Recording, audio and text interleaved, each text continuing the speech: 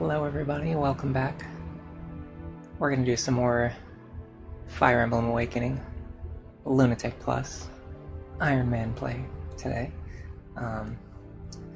I feel extremely confident about my Chapter 6 strategy. I might end up eating those words later. This also helps a lot because I'm pretty sure I need more defense tonics. Yeah, I need more defense tonics. Perfect timing for that guy to leave. Just go away forever and never bother me again. I know Robin's gonna need one. Frederick's gonna need one. I'm very strongly... So I mentioned before I was gonna do a lowman strategy for this chapter, but I actually changed my mind. I developed an even more refined strategy where I can actually make use of deploying extra units on the right-hand side. It's basically just another chicken strategy. I'm not intending for them to die, but I can use Sully with the Kellum pair-up, or Kellum with the Sully pair-up as an anchor. And this can pull a unit away from Frederick for basically one turn in order to give him extra time to accomplish things that he needs to do, which I think is a lot better than just only having Frederick over there by himself. Hello Red Watcher, hello Tricky, hello Aid, welcome to the stream. I've also started a poll. See, I'm glad now people are starting to learn when I make these polls. Usually you're supposed to vote that I'm probably not going to do it, because most of the time I'm not going to make it that far. Hello Esteban, welcome to the stream. Do I plan on using Saria in this run? Good question. I'm not 100% sure if I'm going to use her in this run or not. She's not. I don't think she's currently part of my route. She was basically a backup where if I can't get Robin into Dark Mage, I was going to pair him up with Saria, so I could utilize her Dark Mage capabilities. I could maybe see myself fitting her on the team, but I'm honestly not sure. I really haven't planned out the run very much beyond like benchmarks I need to hit at Chapter 9 and benchmarks I need to hit at Chapter 12. But I just realized, like, just doing like months and months worth of research, it's just not getting me anywhere. So I wanted to just start doing real attempts. So I'm just doing some real attempts to get a feel for the game. And once I get a feel for like how Chapter 9 look, how Chapter 12 look, I might have an idea about whether or not I want to use Saria. I'll bring an extra defense tonic so I can give one to Sully. We're not going to use strength tonics here because I don't want to take counter damage. Tricky, don't you always want to deploy extra units to use as chickens whenever you need to? Sometimes yes, sometimes no. I think it depends on the map. So on a map like this, for example, I need to kill as many enemies every turn as possible. The issue is if I bring chickens that I don't need, like if I bring sacrifices that I don't need, there could potentially be a turn where I need Frederick to fight and kill all 3 enemies, but then the enemies will ignore Frederick and they'll go after, let's say I bring like Lonku just to kill him off, right? The enemies would run after Lonku and they would kill him, and then next turn they would still be alive. So Frederick wouldn't be able to deal with all of the enemies that I need him to deal with. Does that make sense? So on a map like this, where it's very hectic and it's very close quarters, I only want to bring the characters that I know I'm going to use, because I don't want to draw aggro away from my intended fighters. I am going to be using Virion, which is, I just picked up a great bow. That's nice. I'm planning on using Virion to pull aggro away from Robin. You're going to see this is basically the crux of this strategy. The reason why I feel so confident that it will work is specifically because of the strategy that I'm doing with Sully and the strategy that I'm doing with Virion to pull aggression away from Frederick and away from Robin as needed by using anchor strategies. I might have to sort my inventories. Honestly, inventories actually look kind of nice. Did I sort them at the end of the last stream or something? I'm not sure. I don't remember. I need Lisa to be holding the physics staff because she just has a higher magic stat. But I want Maribel to be holding the mend staff because she has more movement. If I need her to run out and heal someone, I want her to be able to run out and heal them with the mend staff, and then I can rescue her back to safety. I don't like doing that. I don't want to use a rescue staff in this chapter if I don't have to, but I will if I absolutely must. Alright, let me go through my convoy and see if there's anything that nobody is holding. Anything good. So I have a couple spare Iron Lances. I actually have a spare Javelin. A couple of spare... No, yeah, just one spare Javelin with a few charges, but I could possibly give it to someone. Hand Axe is not going to be that useful because I just have an Orson's Hatchet anyway. Orson's Hatchet is just better. I kind of want Frederick to have the Iron Sword. Okay, he does. Yeah, I'm going to give this Innis Bow to Virion. I don't know if he can hold it yet, but there's a good chance that he can. Yeah, he can, because he starts with D rank bows. It's actually really easy to train him up to a good bow rank. With this bow, he can do some serious work. Honestly, though, so the funny thing is I'm actually intentionally using the bronze bow because I don't want him to kill enemies, but if I get into a situation where I need him to kill an enemy, I can have him use the Innis bow for some extra damage. So, no complaints there. We're going to be using Ricken and Robin. We've got all of our stabs in characters' hands. Okay, everything looks good. This Master Seal, I'm not going to use it yet. The reason is because I want to get as many extra levels onto my characters as possible, and I don't think I need the Master Seal to beat this. I'm pretty sure I can beat this chapter without using a Master Seal. So we're going to see how it looks. I also made a new Chapter 1 file in case we do need a restart. I hope I didn't just accidentally save over it. I'm going to find out in a second. Crom is only two experience away from reclassing. Yeah, so this is my prologue in case we need to reset. I am sticking with plus magic. After testing out Chapter 6 strategies, I realized I don't need to test plus speed Robin. It's just not useful for me. My Robin's fast enough, and getting one-shots on enemies is a big part of my strategy. And if I take away my plus magic Robin, I won't be able to get one-shots on enemies. So it's just not worth it. Okay, so there's a couple of configurations there's a couple things that we need. We need this guy to not have counters, so he has counters, so we are going to reset. This guy doesn't really matter that much as long as he doesn't have Aegis. This guy doesn't matter as long as he doesn't have Aegis. We want, like, not too devastating. Like, we want these three enemies to not have a completely devastating set of skills because we need Frederick to be able to fight them safely. And then ideally, you don't want both of these guys to have counter, which they do both have counter. So we're going to have to work around that. Let me set up my positions as well before I save and reset. So Virion is going to be on the left side. They're going to be assisting Robin. Sully's going to be on the right side. They're going to be assisting Frederick. We're going to have all of our healers on the left side. Robin needs to be here. Virion needs to be here. Maribel and Lisa's positions don't really matter. Frederick and Sumia need to be in front.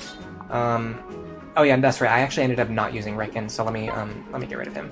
I just don't have a deployment slot for Ricken, because if I put him anywhere, I would want him over here, but there's no deployment slots. And if he's over here, he's not really going to be able to do anything.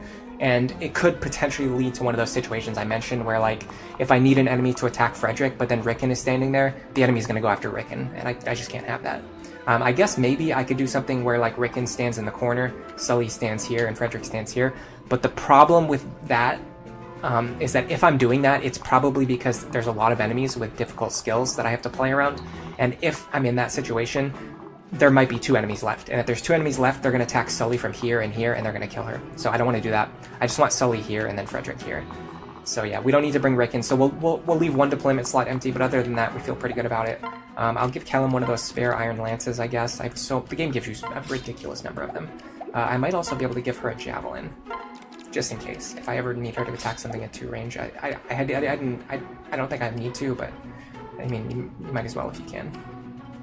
All right, let me triple check to make sure everyone looks good. We're gonna apply our defense tonics now. You definitely want Robin to have one. He's gonna have to fight a lot of enemies.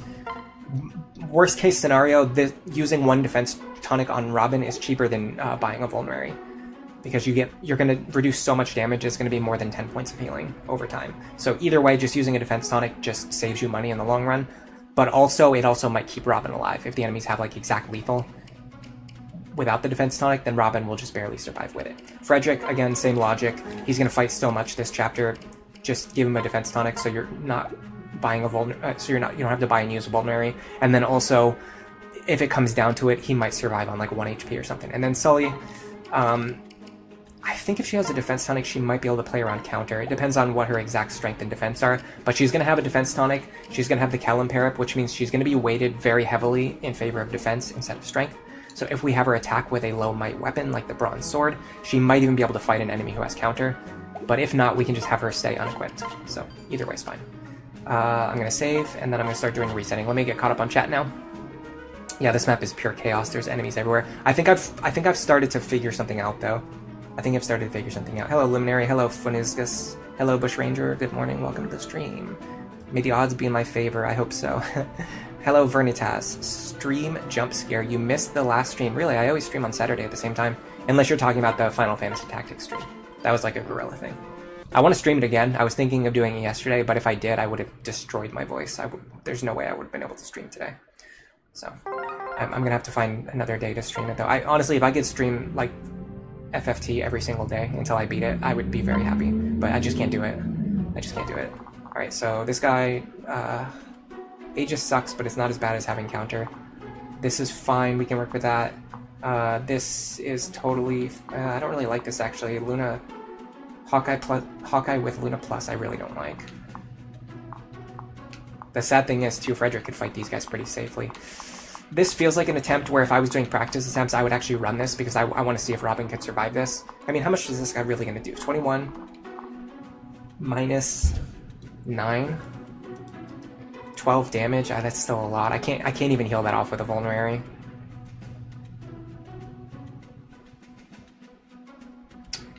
I could heal it off with the physics staff though. By the way, if anybody knows exactly which tile Pan appears on, please tell me. There's something I can do to potentially plan around it. Depending on how the enemies move. Last stream I had amazing luck, yeah. There was multiple times where I got lucky. Why not bring Longku just in case? Okay, so I explained this a couple minutes ago, but I'll explain it again. If Longku is standing here, right?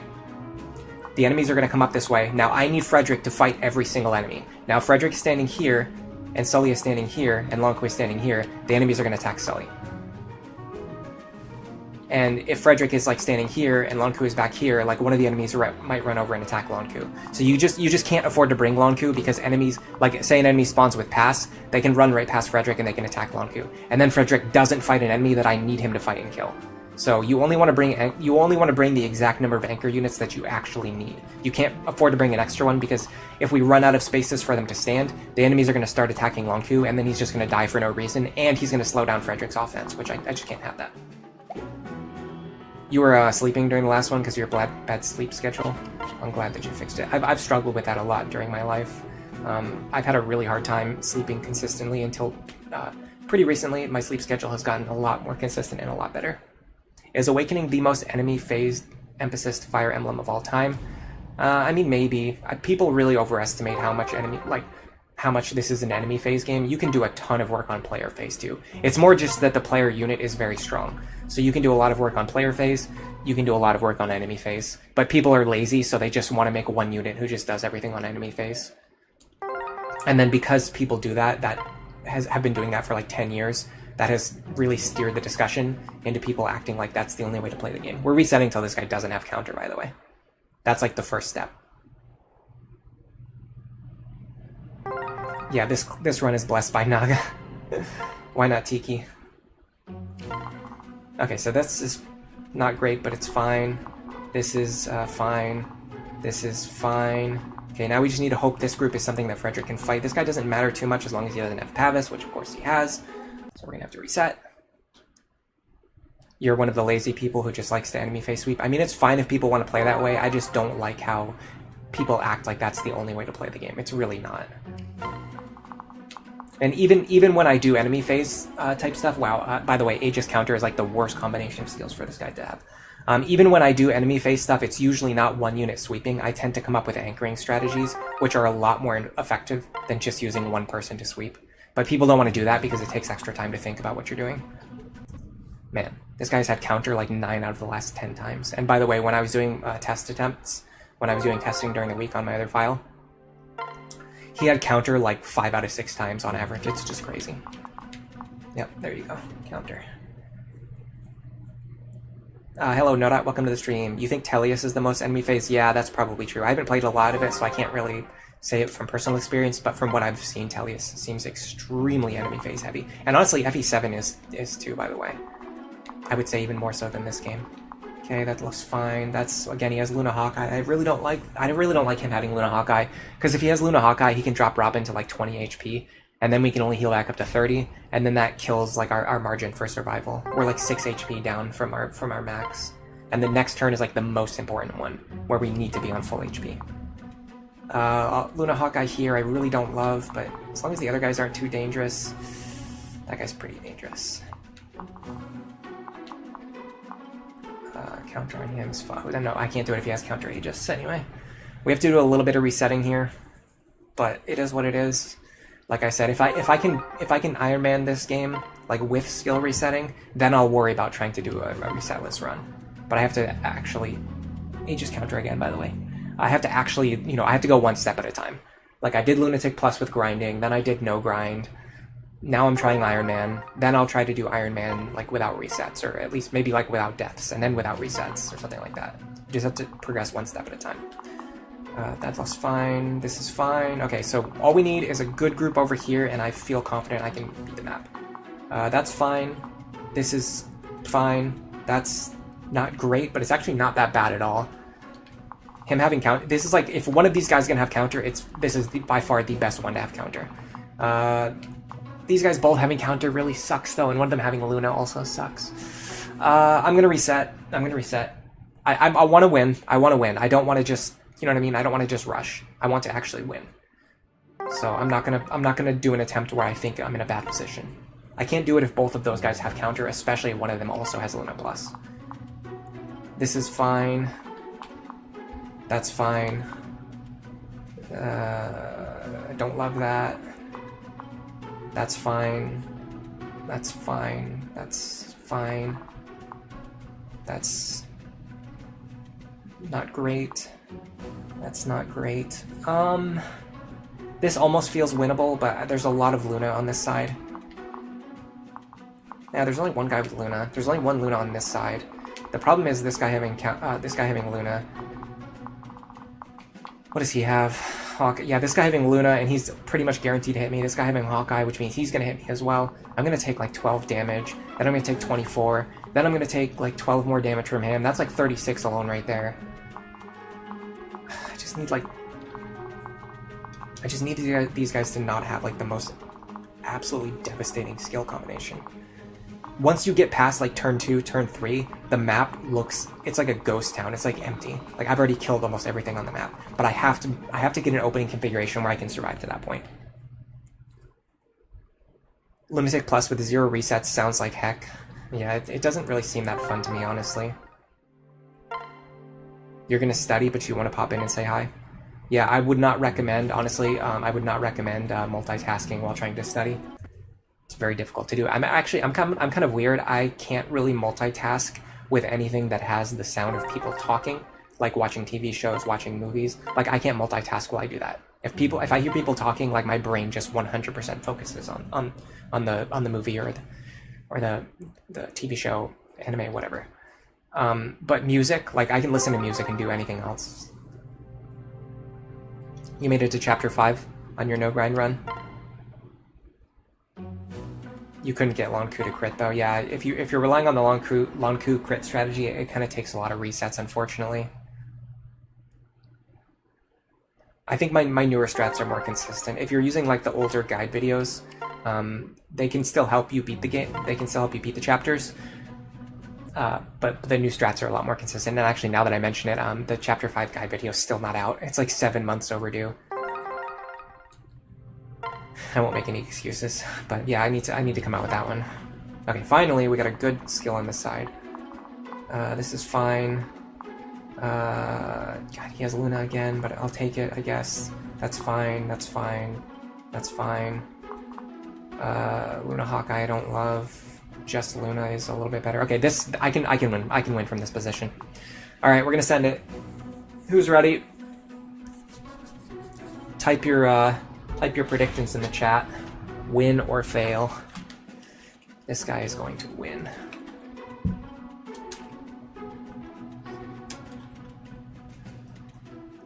I'm going to type my prediction in chat.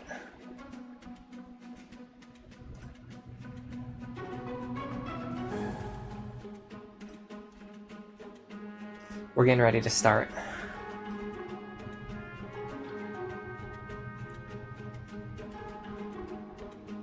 You don't think enemy phase focus is a bad thing as long as you have to think about where to put your units? Yeah, that's what I think too. I love defensive. I love building defensive walls. I love the positioning game. It's really fun. I just don't like it when people condense it down to just having one unit do everything like mindlessly. W, we win. Easiest win. Yes, where does Pan spawn? She's on the top right of Maribel. Okay, thank you very much. Thank you, Luminary. Thank you, thank you, thank you. Remember to leave a like on the stream. That's good advice. Flying rope, we win. Yeah, Lunatic Plus heavily punishes single unit enemy phase sweeps. Yes, you can use a bunch of sorcerers. You can't use a Mire Tome the way that I do it because I only use vanilla, and the Mire Tome is not in vanilla. Alright, we're starting. This is it. I hit start. The chapter has started. I have officially started. This is it. We're in. I've already screwed up. I needed Virion to be in this position over here. I didn't position my units. That's fine, I can move him over here. We're not off to a great start. Well, if his accuracy is now 100%, it actually might be better to do it that way. That was not intentional, but that might actually be better. Okay, so if I'm standing here... Unfortunately, he has Luna with Vantage. Let me... I don't have Charm yet, so let me drop Maribel here. Hold on. Drop Maribel here. This might boost Robin's evasion. Not really, no? Okay. I have to use, I believe it's the Flux Tome to one-shot the Thieves. So I have 30 damage. He has, yeah, exactly 30, so I can one-shot the Thief, so I won't take any counter damage. This guy having Luna Vantage really sucks because it means he's probably going to hit me for a lot of damage. Yeah, oh my god. Why? Why does it have to be this way? I hate Luna so much. Alright, I think I can physic him. I'm going to have to physic him. Which also means Pan's starting position doesn't matter to me anymore because I had to scramble my units in a way that was completely reckless. Okay, so now I'm going to see if Frederick can take all 3 of these attacks or if he can take only 2 of them. If he can take all 3, he's going to take all 3.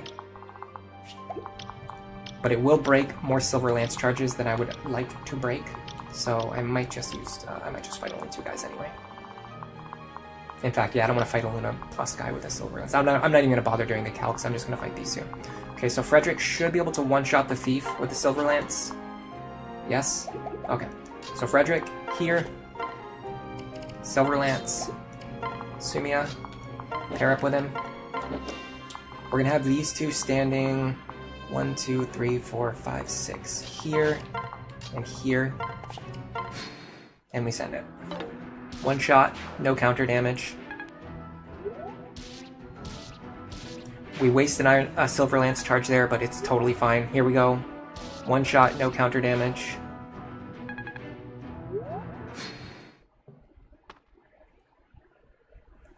Can Virion reach Pan? He can, okay. So it kind of worked out anyway. So Virion goes to Pan. Here.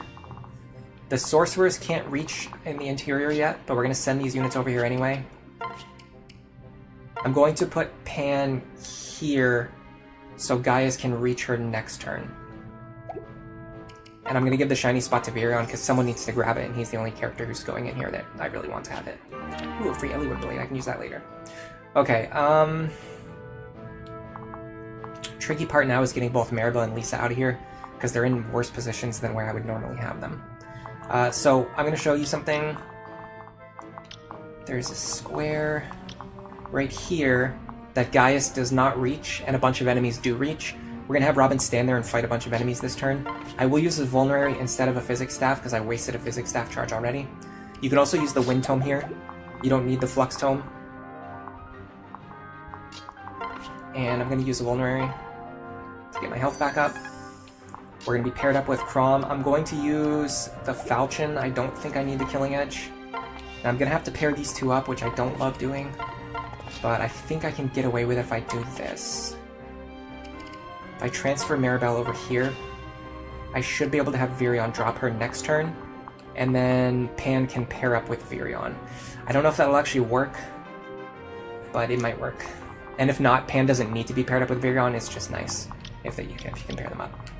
Okay, so the thing is, these guys are actually going to attack Lucina instead of Robin anyway, but I would kind of prefer for them to attack Robin, but either way, it'll be fine.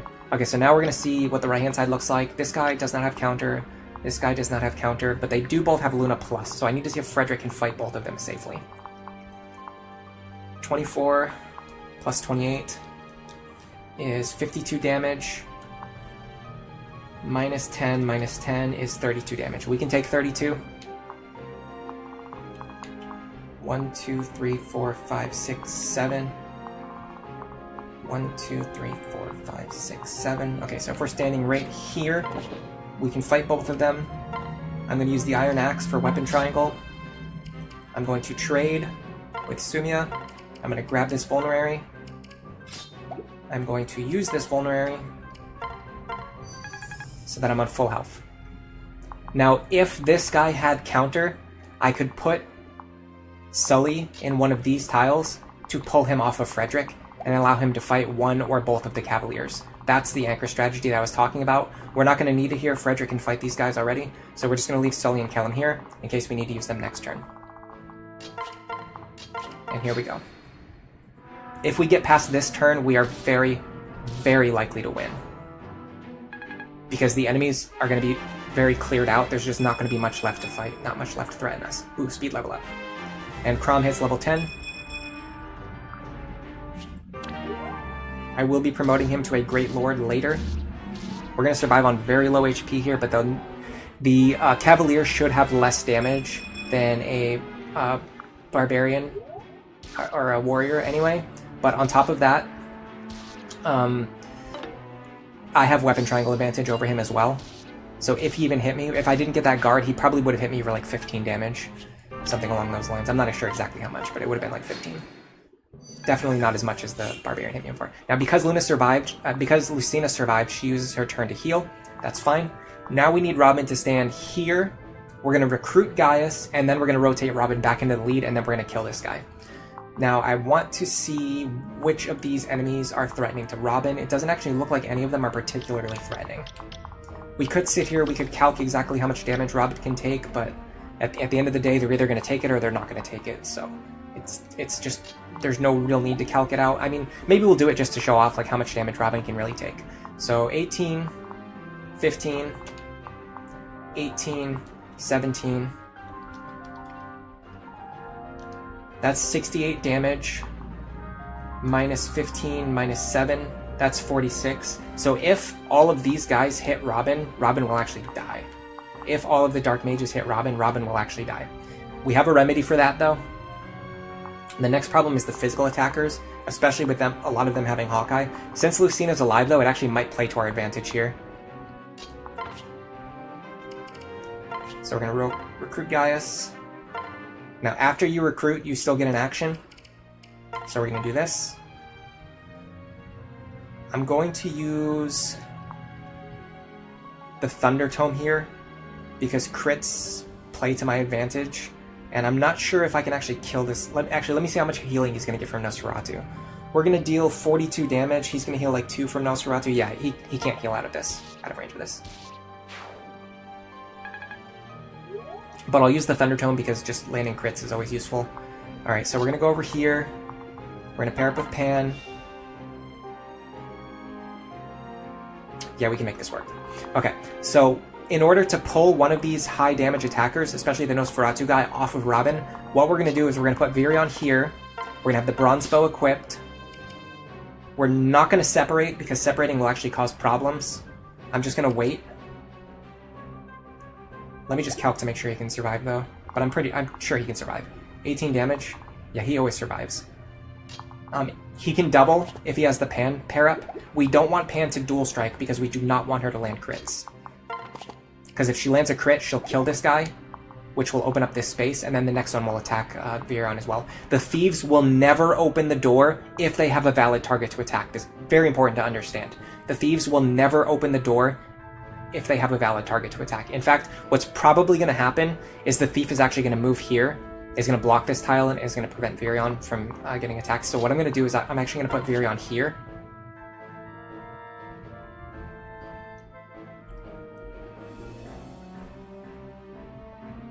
That way, after Lucina dies,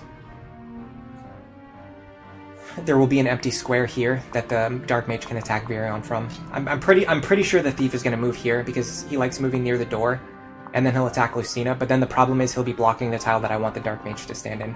So in order to improve Robin's survivability, I'm going to try putting Virion here. You're going to go here. This should also actually let me 1, 2, 3. Yeah, this should allow me to use the Physics Staff with Maribel, which I strongly prefer to do. Because I want her to get more experience. Okay, now we're going to make sure she's unequipped. Actually, in fact, we're going to trade our...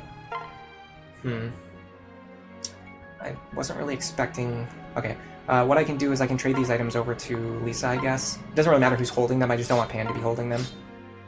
Well, I want her to hold the Beast Stone, but I don't want her to use it. Okay, so she's not holding anything. We're going to transfer her over. Now, unfortunately, we can't unpair these two yet.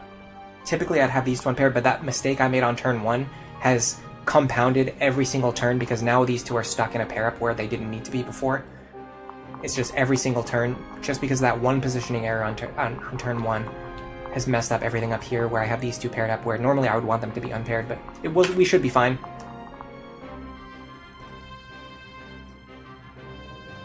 You think the enemies spread out between Robin and Marth? No, actually, they focus on killing Marth first, and then once Marth is gone, then they'll focus their attacks on Robin. That's part of what helps keep Robin alive until all the enemies are gone.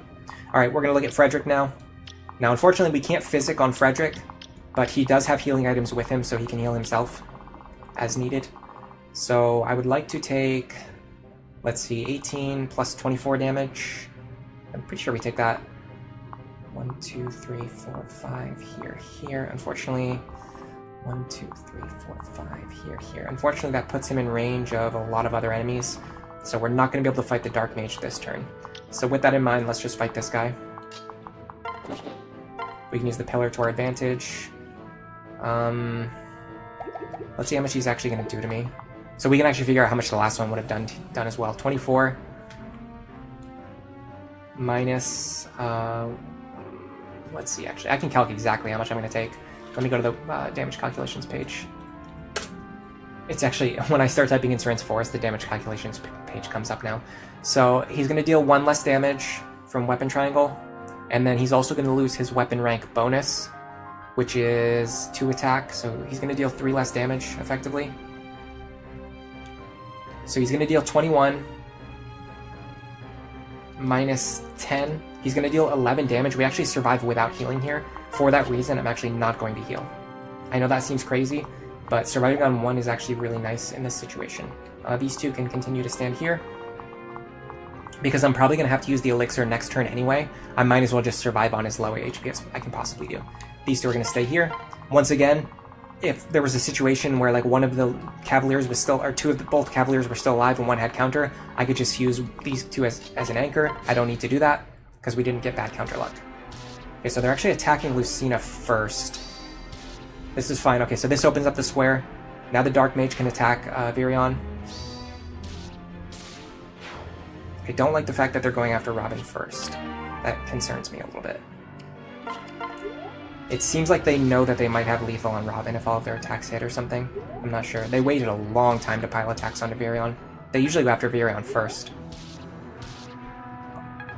That could have been bad. I forgot to equip the Flux Tome this turn. You're supposed to equip the Flux Tome so you can one-shot that thief. I mean, if he had counter, I probably would have remembered. But because he didn't have counter, I kind of forgot. Now there's just not very many enemies left to fight. There's just not very many enemies that we have to fight. This guy having Aegis counter is extremely obnoxious, but we can definitely work with it. I think what I would like to do is I need to make sure I'm in range of the thief so that he doesn't open the door. So I want to be... I can stand here. I can use the Forged Flux Tome. Now, we can't necessarily kill him, but if we get his health low enough, then we won't deal any counter damage to ourselves on the next turn. And because we have the Flux Tome equipped, we will be able to kill the thieves. We'll be able to kill this guy. If this guy wants to come after us, we'll kill him too. This guy can't... this guy actually could reach us, but we can probably draw him away with Frederick. We're going to have to physic here.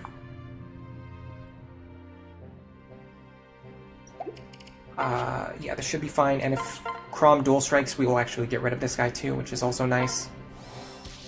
Got it. Okay, so this guy's gone. We don't have to deal with him. Now we just have to deal with Robin getting attacked by 3, maybe 4 enemies. There is only 1 Dark Mage who can reach Virion. He does not have Vantage Plus. If we can one-shot him, we don't even need to heal Virion. We can use the Innisbow for this. Let me just triple-check this. There's nothing that can reach Virion except for this Dark Mage. That's definitely correct. Okay, so Virion can just one-shot this guy with the Innisbow. And you're gone. And you're gone, my friend. Goodbye. Speed level up. Oh my god, you love to see it. Alright, we have to make sure we can actually heal Robin. 1, 2, 3, 4. Maribel should be able to reach from this tile, and the thief won't be able to reach Maribel. I can also have Gaius open this chest. Again, I'd rather have him unpair my 2 healers, but worst case scenario. 1, 2, 3, 4, 5. Okay, so we should be able to physic from here. Get Robin back up to full. I think this builds support between them as well. Yeah, it does. Cool. And we're getting her closer to level 10. I would love for her to reach level 10. Alright, time to see what Frederick can do now. We might be able to pull this Cavalier off of Robin. We can definitely get rid of this guy before he reaches Robin. This guy we can probably save for next turn. In fact, can we use our chicken for this? Oh yeah, we can use our chicken for this. Okay, so we can finally use Sully. As long as she can survive Steel Lance. So it's going to be 24 minus 10 is 14 damage. Is that true? It's actually not very much at all. Okay, so yeah, we can use Sully for this. We're going to put her outside of range of Nosferatu. We're going to put her in range of the Cavalier. This will keep the Cavalier off of Robin, so Robin doesn't have to deal with as much aggression this turn. And there's only one square that he can reach. So we're going to use Sully for this. We'll use our Kellum pair up. Now we put Frederick in range of these 2 enemies. He does have pass. Let me see if we can take all 3 of these attacks with Frederick. 24, 18, 30, oh, 32 is a lot. This guy must have a silver axe. Yeah, he does. Okay, 74. How much Luna do they have? They have way more Luna than I want to deal with. Minus 10, minus 10, minus 8 is 46 damage. Yeah, we don't take it. Okay, so we have to make sure we're out of this guy's range. And I want to make sure I stand in a tile where this guy cannot get onto a pillar. So I want to be, I think, here, so that he has to stand here. So that he cannot stand on a pillar.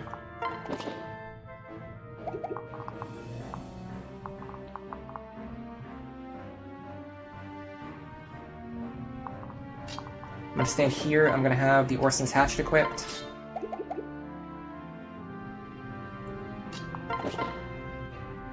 We should pretty much guaranteed kill him because he's going to hit us with Nosferatu before we hit him, so he won't get any healing. He's going to deal how much to me? 10 damage? I can just heal that off with a Vuln.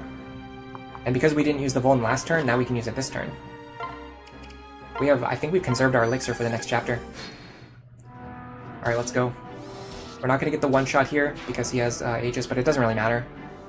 As long as he doesn't have Aegis counter, that would have been pretty lethal, but there's ways to play around that too. Get rid of this guy. Okay, now the other guy should go after Sully. Because he's not going to see lethal on Robin. There you go. She takes 16. She chips him down. Now, Frederick can finish off this guy and set up to fight this guy, or we can just let someone else fight this guy. There's just a lot of options for what to do with him. At this point, there's almost nothing left on the map for us to deal with. We have got through Chapter 6 very, very cleanly. I'm going to have Virion fight this guy, if possible. I should be able to get just into his range, and then I should also be able to heal Virion. And now we can have Pan equip her weapon again. Let me just triple, quadruple check to make sure there's nothing. Yeah, no, there's no way he can kill me. No way he can kill me. Him having Nosferatu Vantage is kind of annoying, but it's fine. In fact, how much does he actually do? 18 minus 2 is 16. Unfortunately, I can't heal out of range with just a Vulnerary. I can use my Mend Staff, though. I can also use the Iron Bow and the Beast Stone here, because if we get dual strikes, we can just get rid of this guy. We're gonna mend you. Now, we should be able to fight... Now, this guy having... Actually, this guy having counter limit doesn't concern me in one bit, because I can just run over here and kill him before he can do anything. Bye-bye. Crit not needed. Adios, my friend. Alright. Now, this guy, we can either just stay out of his range, or we can just fight him. So let me think about how I would accomplish that task. 1, 2, 3, 4, 5. 1, 2, 3, 4, 5. Okay, we might be in a slight pickle here. How much is he going to do to me? 32 minus 10 is 22. I can reduce that to 20 with weapon triangle. He doesn't have pass, does he? No, he doesn't have pass. Okay, I might need to sacrifice Kellum here to keep Frederick alive. Because I can't kill this guy and then also move out of the way. But if I do something like this, I could rotate Kellum into the lead. Let me do this. She has a vulnerary already. I'm gonna give her the elixir. I might be able to keep her alive in the lead position. Depending on how much damage this guy's gonna do. But he probably just one-shots her anyway with the silver axe. Because it's 32 damage. Minus... Oops.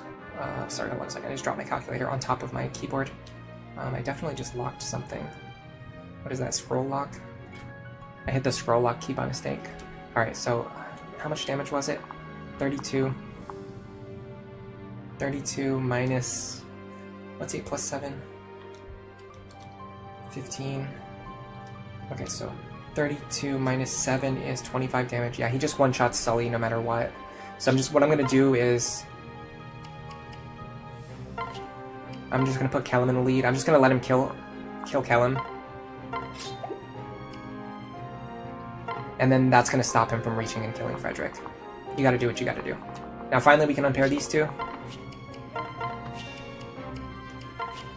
And then next turn Gaius is gonna unlock the door so my forces can reunite in the middle. Ooh, nice dodge.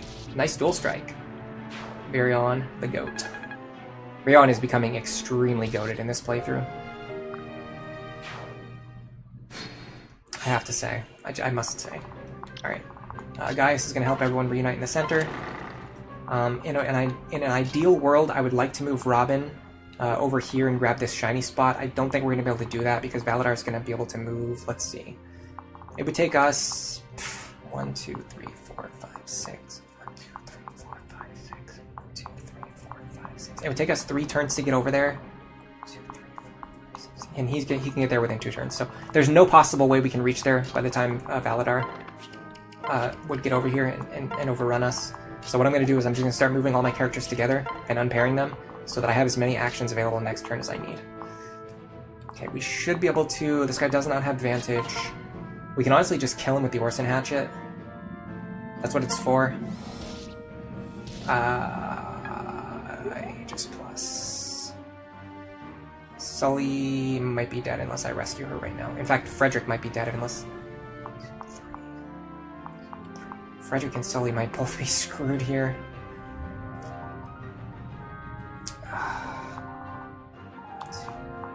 If I could get someone who could shoot over the wall, I could kill this guy, but I don't have a character available to do that. I could have used Virion for that too. I could have had Virion run back over here and shoot this guy if I noticed that he had Aegis plus. Okay, is it worth using a rescue staff here? I think it is. I think I have to use a rescue staff here. Huge misplay. Gigantic misplay. Okay, I think I can physic Frederick to keep him alive.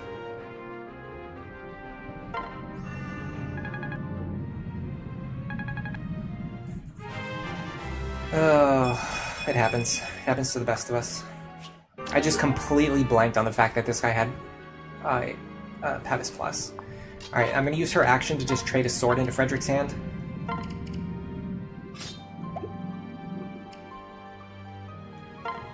And then I'm gonna have to rescue her over the wall. It is what it is. I have to keep Sully alive, I have to keep Frederick alive. This is why you don't send extra characters that you don't need. And we dodged anyway, but then again, Sully wouldn't have dodged, so... Alright. We had to do it. It sucks. It actually really sucks that I had to do that. I really have to conserve rescue staff charges for later, but it's fine, I guess.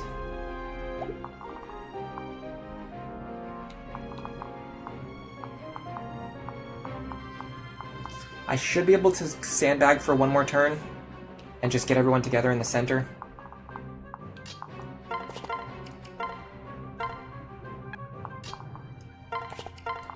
I'm also gonna have to try to have my characters not like standing in the way of Valadar's path. I also need to check what skills he has. Counter and Hawkeye is not that bad. I can deal with that. Virion is done for this chapter. I might have them stand next to Robin, though. Just stand over here, I guess. Pan is definitely done. The only thing we're going to do with her is just sell her Beast Stone to make money.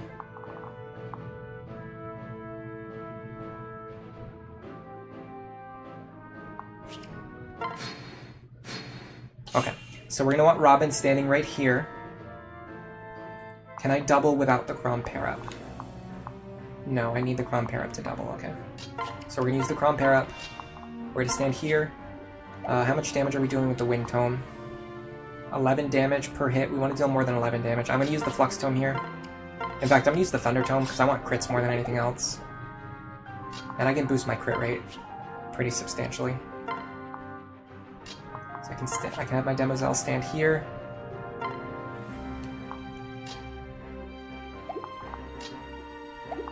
Let me make sure everyone else can get to safety.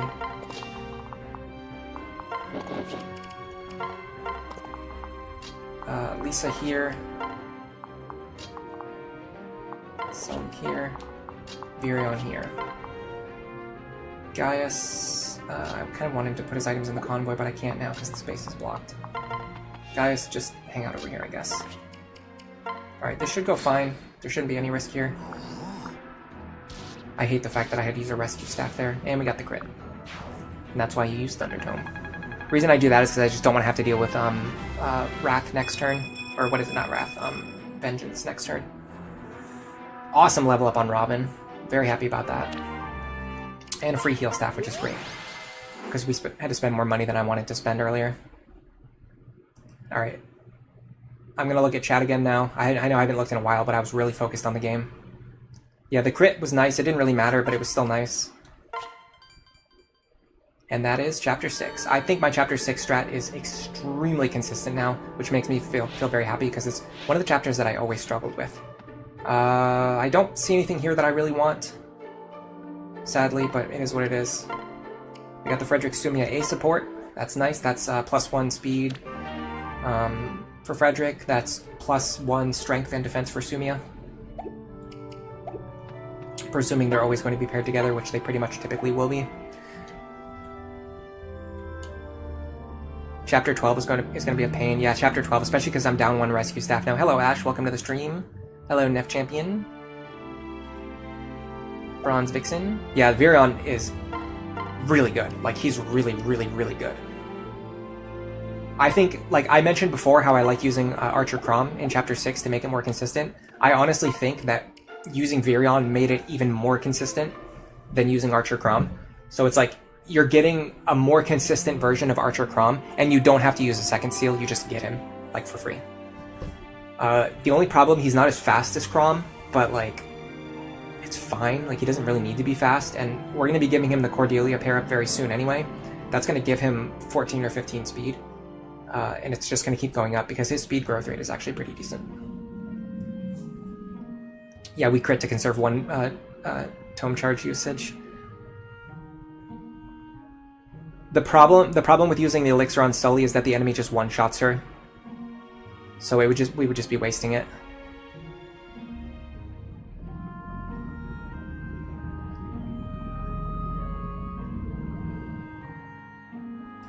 Yeah, that was almost flawless, other than the mistake at the beginning and the mistake at the very end. You're heading out, Bush Ranger. Alright, talk to you next time. Kellum and a rescue usage were the casualties. Yeah, I had to sacrifice Kellum, which that was fine. That was more like intentional. I mean, not intentional, but like I intentionally sacrificed Kellum because I realized that sacrificing him would lead to higher consistency.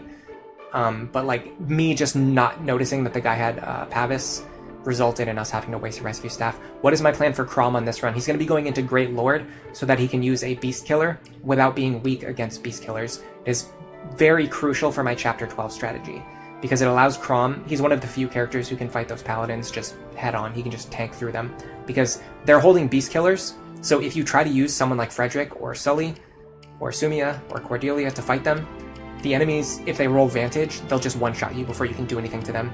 But if you use Crom, who's not weak against a Beast Killer, and the Beast Killer is actually weaker than a Silver Lance, it actually, you can use the Beast Killer against them, because they just end up doing less damage instead of dealing crit damage against you.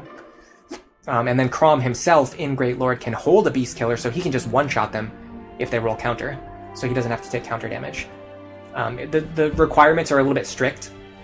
We're going to be pairing him up with Sully, so he gets a lot of strength, a lot of defense, and a lot of speed, so that he can like fight those enemies. But aside from that, I think it's going to work. Is it almost time for Robin to promote? Yeah, probably soon. I don't think I'll need to promote them to get through this chapter. But one thing I realized, I'll actually talk about this now. Last stream, when I got that extra Master Seal, I was considering possibly promoting like one of my, like Virion or somebody, like one of my characters that doesn't normally promote until later. What I realized is that if you get early Master Seals, you should always start by using them on the characters who are going to get them anyway. So like, for example, Robin is typically my first promote. So if I get an early Master Seal, I'm usually going to use it on Robin, and then I'll just take that second Master Seal, and then I'll give it to whoever would have gotten the second one. And then when I get my second seal, which will actually be my third one, I'll just give it to whoever would normally be the third. And then the character who gets the extra won't get it until later, because that keeps me on track on my planned route. The only restructuring that I would consider is possibly promoting Lisa or Maribel early, like out of order with a Master Seal. If I have a chapter where getting a character, like getting an extra tome user, plays to my benefit, which could potentially be coming up soon, especially chapter 9. Alright, so we're gonna get rid of the secret book, the iron sword. I'm gonna restock my iron sword here, so then I just actually that's actually a mistake. I'm actually gonna keep the iron sword with less charges, and I'm gonna keep the full stock one in the convoy. That way, if I need to forge it, I'll have one with full charges that's ready to be forged. Man, I haven't needed to use the killing edge at all. I have 2 elixir charges left. I'm down on rescue stabs, but I've been managing the rest of my inventory extremely well. Alright, let me see if we got anything else that I want to sell.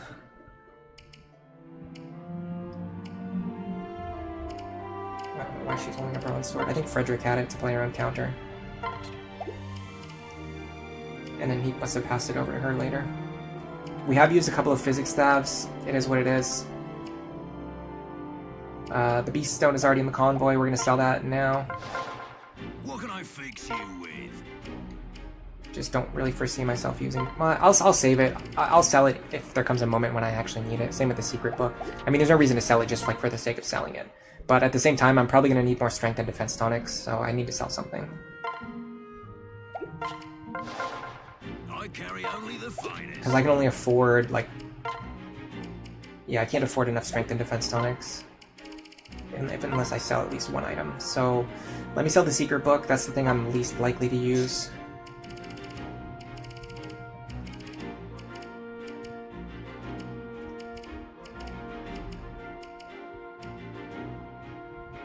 Hellowood Blade, I can probably see myself using that. Alright, so we're gonna buy 3 defense tonics for sure.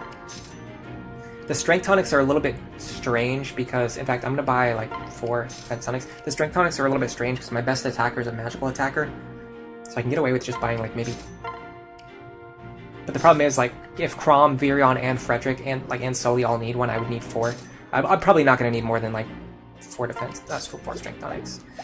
Now I can't remember if you get magic access. Yes, you do get access to magic tonics here. This is huge. We can finally get magic tonics. This is gonna help us with hitting one-shot ranges. I'm only going to buy 2 right now because I'm not going to need more than 1 in a single chapter. The only reason to use these is if Robin needs to one-shot an enemy, and I'm like 2 points short, then I'll just give them a magic tonic at the start of the chapter.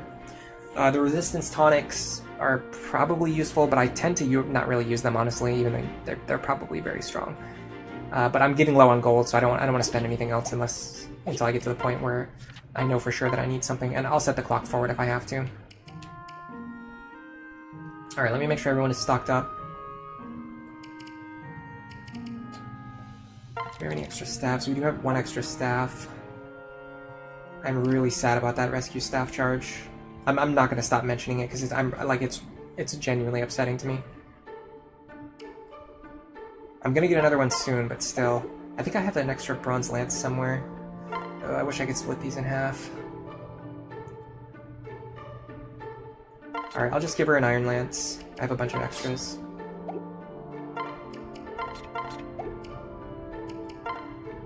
Because I need her to have a bronze lance she can actually use. We can give her back the javelin. Bronze Sword, Glass Sword, Iron Lance, Javelin, that looks good to me. Iron Sword, Iron Axe, Silver Lance, Orson Hatchet, Iron Lance, that's, I guess, fine. You're not really going to use an Iron Lance in this chapter. And get rid of that. That frees up an inventory space to potentially equip something else, like maybe, I honestly, giving him a strong sword would be nice. And we have an extra one, we have an Elowood's Blade. I'm going to give him this Elowood's Blade in case I need him to hit something really hard with a sword. I'm going to restock this Orson Hatchet, because you use a lot of Orson Hatchet charges, and you can end up using a lot of Orson Hatchet charges in this chapter, so I'd rather have a full stack. Virion looks fine. Maribel, fine. Pan we're not using, Geist we're not using, Ricken is stocked. Alright, let me check on healing items now. I want him to be fully stocked. In fact, I think I want Robin to have the concoction, or...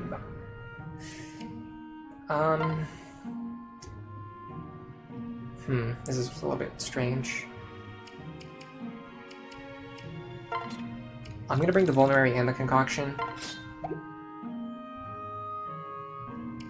on Robin. Sumi is going to have the Vulnerary and the Elixir. Technically, Robin might actually be the better Elixir user at this point, because he has more HP than Frederick, and more res as well.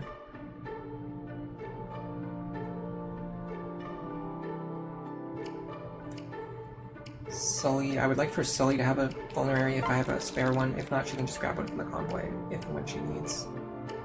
She can take this one for sure. Maribel's not going to need one. Alright, if I was going to Master Seal anyone right now, it would probably be Maribel. So I would have an extra tome user to target the Wyverns. I don't foresee that being a thing, but...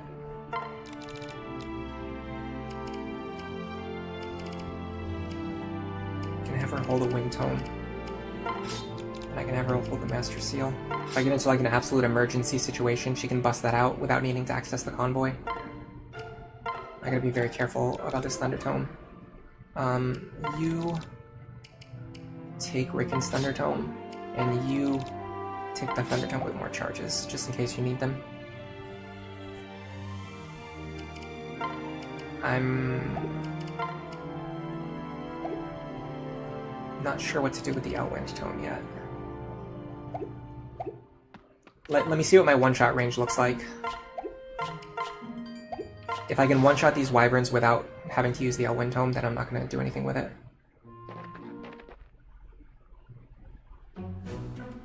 Robin's starting to look really good. We had to spend extra money on them earlier, that's the problem.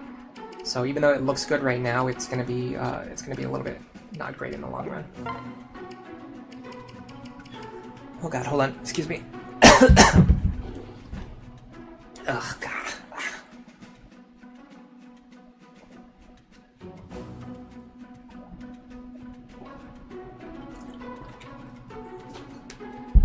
That's acid reflux for you. Oh god, my throat hurts so bad right now.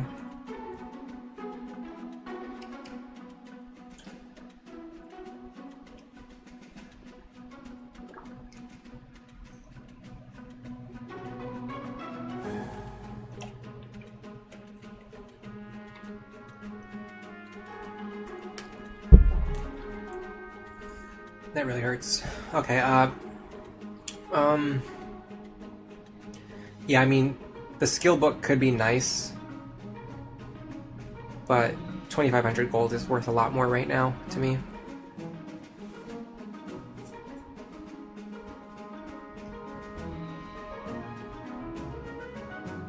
You think it doesn't matter if I use the higher or lower sword? No, it definitely matters, because if I forge a weapon, I want it to have 40 charges when I forge it. You can combine them like right before you forge them, but I like keeping a full stack item in the convoy. That way I make sure that I have a full stack item available for later. Like, I know I'm not going to use 27 sword charges here. So having 27 is enough to get me through this chapter, while that also keeps a full stack in the convoy, basically. Yeah, the hit rates aren't really shaky, that's the problem. So like, skill isn't that important. I mean, I don't want to say it's not that important, I want to say the game gives you as much skill as you need. So like, you don't really need you don't need to use a secret book on anyone. Sugmire, welcome to the stream. You know about acid reflux as well. Yeah, it's terrible. It's one of those things, like, it's kind of weird because before I got it, I never heard anyone talking about it. Like, no one ever talked about how horrible it is. And then when I experienced it, I was like, it just, like, blew my mind. Like, how has nobody ever talked about how, like, horrible it is? Like, how bad acid reflux is. So one of the big things we want to do is make sure that none of these wyverns have both Aegis and counter. Having Aegis is fine, having counter is having Aegis is probably fine, having counter is probably fine. Aegis and counter really sucks. We have 16 speed, so we can finally double them without the Crom pair-up. We do need it to double the Barbarians, unfortunately, but I'm going to check what my damage is. So I have 32 damage. I definitely am not one-shotting anything with my Flux Tome, so I have to be careful about enemies with counter, but I might be able to...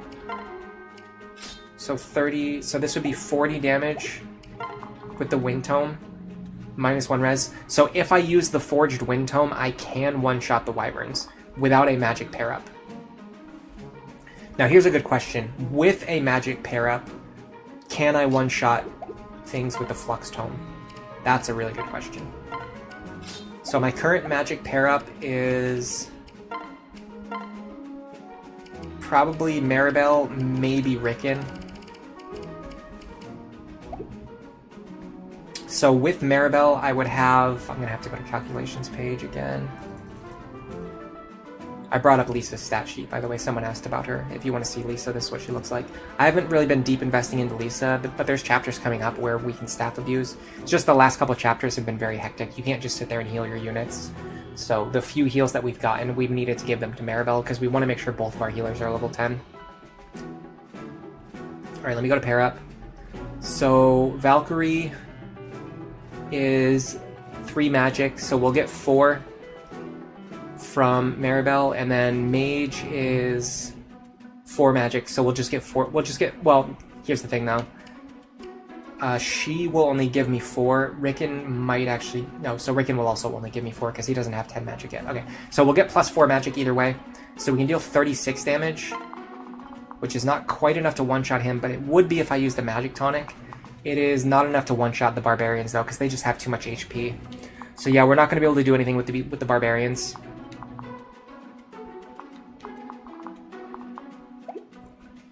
So we are going to be using a Robin Crom pair-up strategy here, at least for the first few turns. Which means we're going to have someone over here that's capable of taking a hit from this guy. That's not Crom, because I'm going to need Crom to be up here.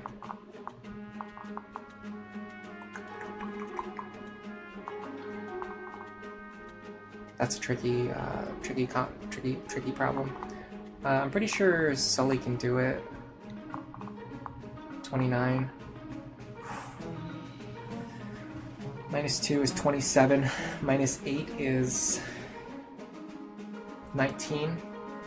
We can survive if he doesn't roll Luna Plus or counter, which is going to be a ton of resets. What about Ricken? 29 -8 is 21. We actually survive without a pair-up partner, and then he does not double me. So I can do Ricken pair up. I can try to deal a ton of damage to him with the Wind Tome, as long as he doesn't have Luna Plus. I like this a little bit more. So Ricken's going to be here. He's going to hit this guy with the Wind Tome, or the Wind Tome. Just deal as much damage as possible, and how much is that in fact? 15, 19, 23.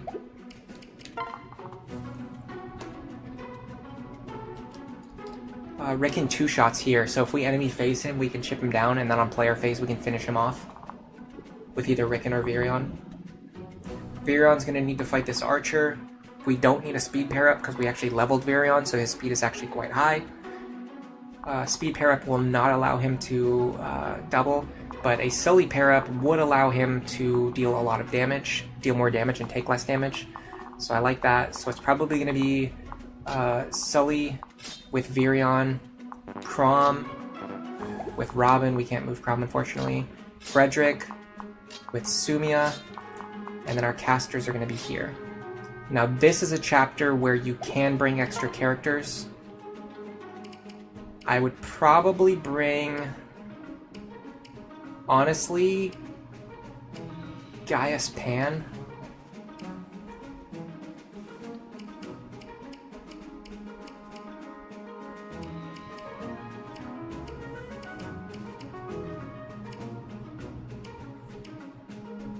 I think Gaius Pan is better. Gaius is a lot less expendable, because if he dies, then I won't have a lock touch unit later.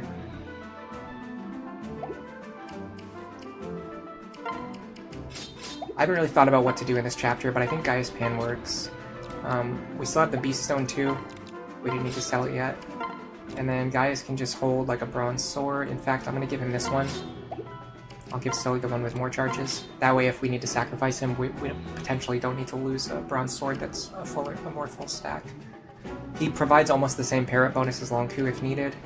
We're just going to have these two on the field to help clean up enemies if we need to, or just to help unpair other characters or move other characters around. And in fact, if I'm thinking about them that way, Gaius is definitely better because move +1. So Gaius Pan, these 4 units, their positions don't really matter on turn 1.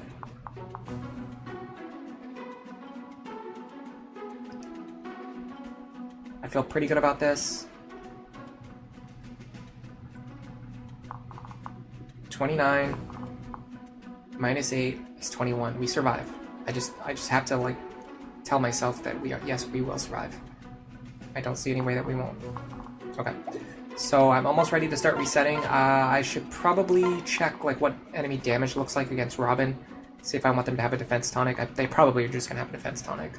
Like 31 minus 18 is 13 times 3 is exact lethal. So yeah, if we use a defense tonic, so if we don't use a defense tonic, they will kill us in exactly 3 hits. If we do use a defense tonic, we'll survive to at least 4 hits against wyverns. So there's no reason not to use one here. It literally gives me an extra turn of survival, potentially on Robin. We'll look at the same calculation on Frederick. It's probably quite similar. 31 minus 19 is 12. 12 times 3 is 36, which again is exact, well, it's actually 1 extra point over lethal. If we give him a defense tonic, that lets him survive a 4th attack, or survive the 3rd attack, so that he can potentially, yeah, you know what I'm saying. Instead of dying in 3 hits, he dies in 4 hits. Now we have to check if he needs a strength tonic to be able to one-shot thieves. We have 35 attack, minus 4 is exact lethal, so we do not need a strength tonic. Frederick can one-shot the thieves. Which is good, because if you don't have to use a strength tonic, you shouldn't use one, because you don't want to deal counter damage to yourself. You want to minimize the amount of counter damage to yourself. Alright, so I feel I'm going to give a strength tonic to Virion. Well, I'm actually not sure, because the Innis bow might do a lot of work here. What's the accuracy on it? It's also very accurate. Okay, hold on a second. The Innis bow might be the play here then. Because it deals... Well, okay, hold on. Let's see what the iron bow does. So the iron bow deals 21, 27.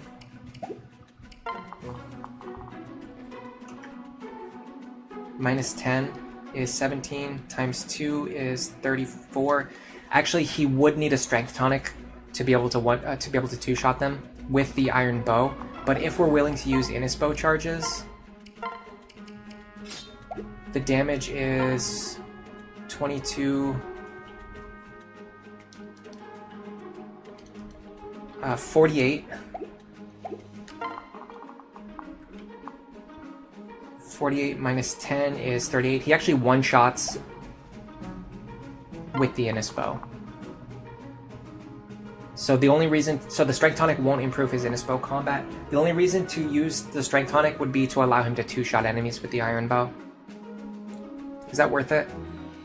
Is that worth 150 gold when we can just one-shot them with the Innisbow? It's really tough because I don't know what situation I'm going to be in later. Like, I could see it actually being helpful to do so. And then also it'll improve his... Let's see what his combat against the Archer is like. Like with the Iron Bow. Because obviously we want to conserve Innisbow charges for later, if we can. So 15 minus 5 is 10. Oh, by the way, I just realized we're going to have the Sully pair up anyway. So our damage is going to be higher than what I'm saying it is. Where is Sully? No, really, where is Sully?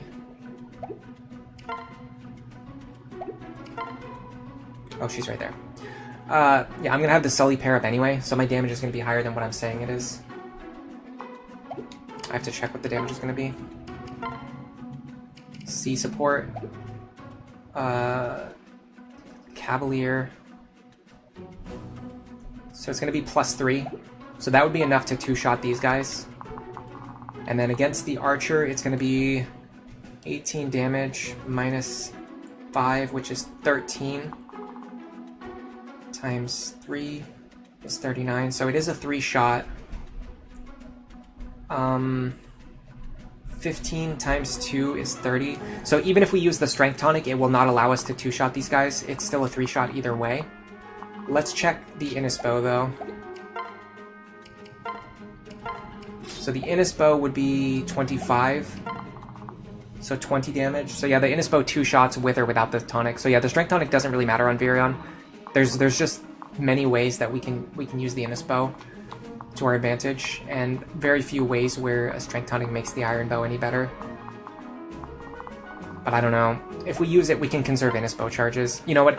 I think the Innisbow charges to me are worth more than 150 gold. I'm gonna use the Strength Tonic, just because it might get us into a situation where we can kill an enemy with the Iron Bow or even the Bronze Bow at some point in time, just depending on how much HP they have left over and like factors that we're not going to be able to measure right now. It's going to depend on how much damage they take from Frederick, how much damage they take from Ricken, how much damage they take from Robin, etc.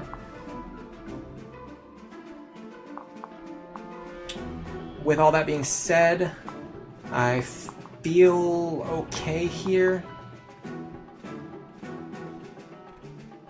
It might be time to start resetting for skills. So for skills, we want these guys to not have, like, Luna, Hawkeye. This guy doesn't matter too much as long as he doesn't have Aegis. This guy you don't want to have counter. You don't really want him to have Pabis either. If he does, I guess it is what it is.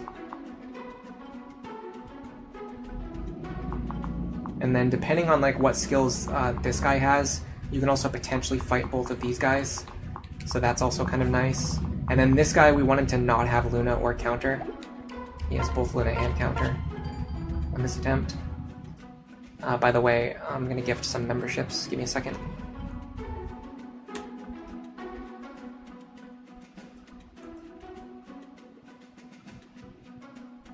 Am I not doing a unit death tracker like regular Iron Mans do?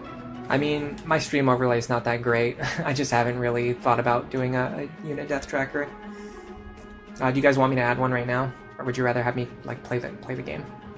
I'll be completely honest. Like, I'm not like that good at streaming. Like, I'm good at playing the game. Like, I'm not that good at streaming. My overlay is very basic. I don't really upload it, update it while I'm playing. Is Grandmaster a viable endgame class? Not really. I mean, it has some good skills. You can train through it to get good skills, but you're not really going to end in Grandmaster. You would typically go over to another class. Yeah, you get the skills and then you get out of it, get into another class. Because you don't even need to stay. Like, once you get Ignis or once you get Rally Spectrum or once you get both, you don't need to stay in the class anymore. Here's the problem with. I have to upload all my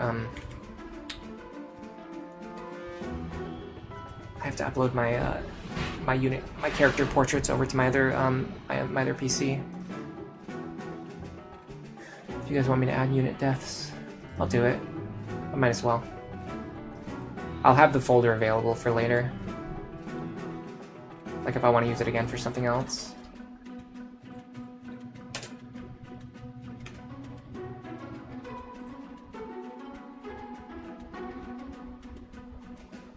Oh my god. I gotta move this thing out of the way.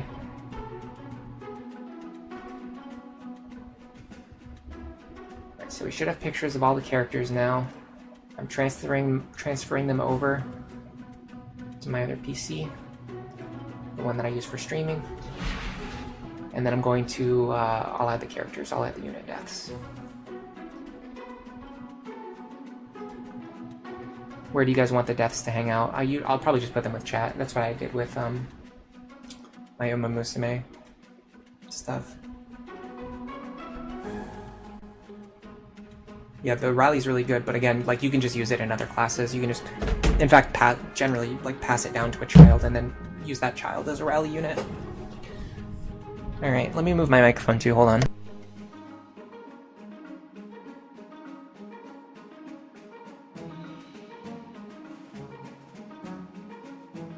Yeah, Bronze Vixen says the death tracker would be nice, but you're not that stressed about it. Yeah, like for me, like I'm more focused on the gameplay. Like I don't really care that much about making my stream look like a...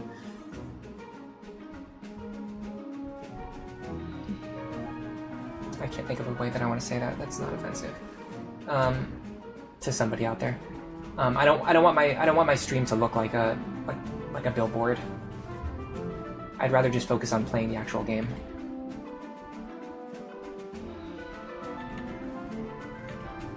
Alright, I'm downloading the stuff now.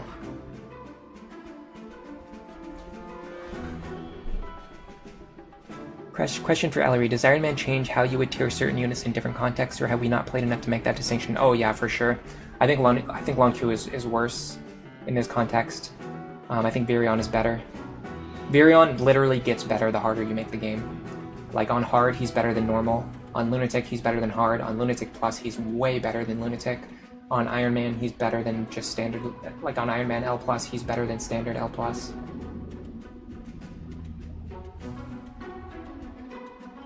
I really love that about his design space. Like the fact that he gets better as you make the game harder is just so interesting to me.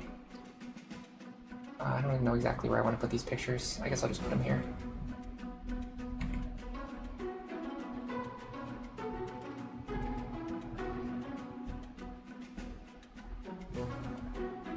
Okay, friends. Let's go over to our Streamlabs tab.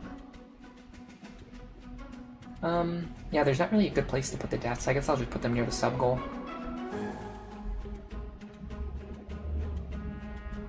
So we're gonna put a graveyard. The problem is I have to upload the images one at a time. I don't know if other streamers have like a more convenient way to do this, but for me, like going in and just like adding the pictures one at a time, it's like really obnoxious. To go in and add a bunch of images.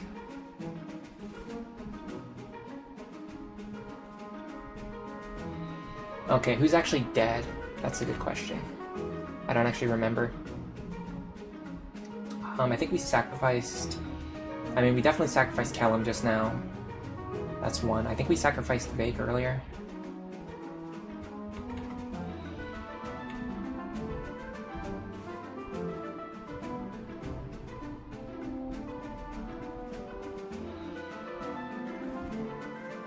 Callum was the most recent death. Alright, let me look at the... Let me go back to the game window so I can see who I actually sacrificed.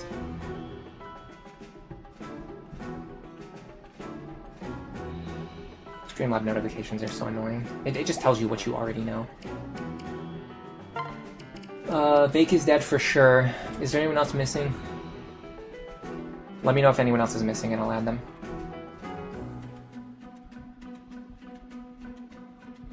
I'm pretty sure we sacrificed Vake and Stall.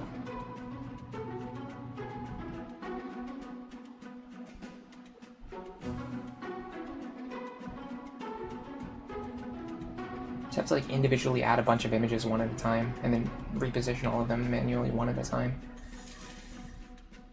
Muriel, yeah, that's right. We had to use Muriel. Look, I never claimed this was gonna be a deathless run, okay? So a lot of the strategies I'm using, like the chicken strategies and the sacrifice strategies, I developed those when I was playing. Dude, Kellum is huge. I developed those when I was playing Shadow Dragon for the first time. If anyone's curious, like where I developed these strats, I never really thought about like how or like when or why to sacrifice. Like in the past, I never thought about like why to sacrifice units or like when to sacrifice them, because I always thought like, you know, keep everyone alive. Like the way I always played Fire Emblem before I played Shadow Dragon is that I always tried to keep everyone alive. But once I played Shadow Dragon, and you have to have like a limited number of characters anyway to unlock all the Gaiden chapters, so I was like, okay, well I'm gonna have to sacrifice these characters anyway, so what can I use them for? That's when I started to think about and realize like, oh wait a second, like these bait strategies that like don't really work, because if you try to use them your character dies. If you're willing to like sacrifice a character, you can... Oops, I don't know why I sacrificed Virion. Definitely not Virion, he's the MVP. If you have a character that you're willing to sacrifice, you can just use these bait strategies and get a ton of value out of them. And that's one of the other things I really like about playing Iron Man style gameplay, is it gives you a lot of reasons to use those types of strategies and makes them very, very powerful. The method that I think people would be familiar with, like some people, if people are familiar with any method at all, it would probably be the one in FE8, where you use a summoner character, you summon like ghosts, and then you just send the ghosts like across the map and sacrifice them to draw out enemies. Like you can use those types of strategies in an Iron Man with characters that you're willing to sacrifice, like how we used Stahl, how we used Vake, Muriel, Kellum.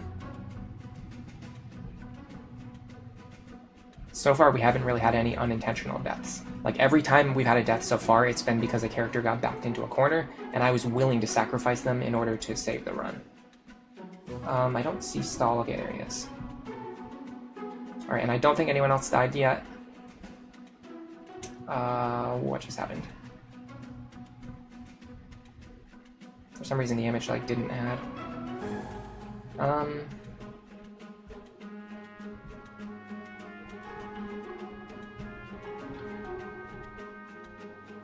I think it's this one, but it's like not anywhere.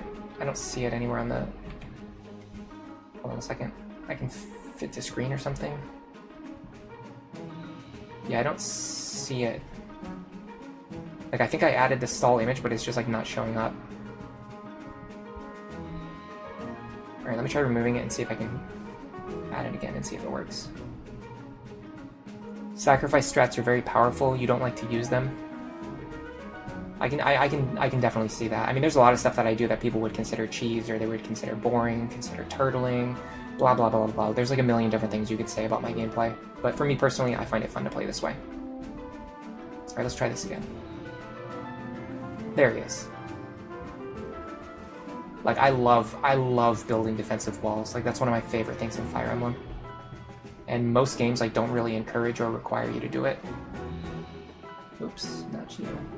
In fact, I'm going to lock you in, so I don't accidentally move the text again. Okay, stall. Get over here. There you go. Alright, we got our little graveyard, and I mean, it looks fine. You guys are just gonna... That's good enough, okay? That's good enough. I don't want to waste any more time on this. I honestly wish that I was already playing the chapter right now, rather than doing what we're doing right now, to be 100% honest. Oh, by the way, I said I was going to gift some subs. Let me do that.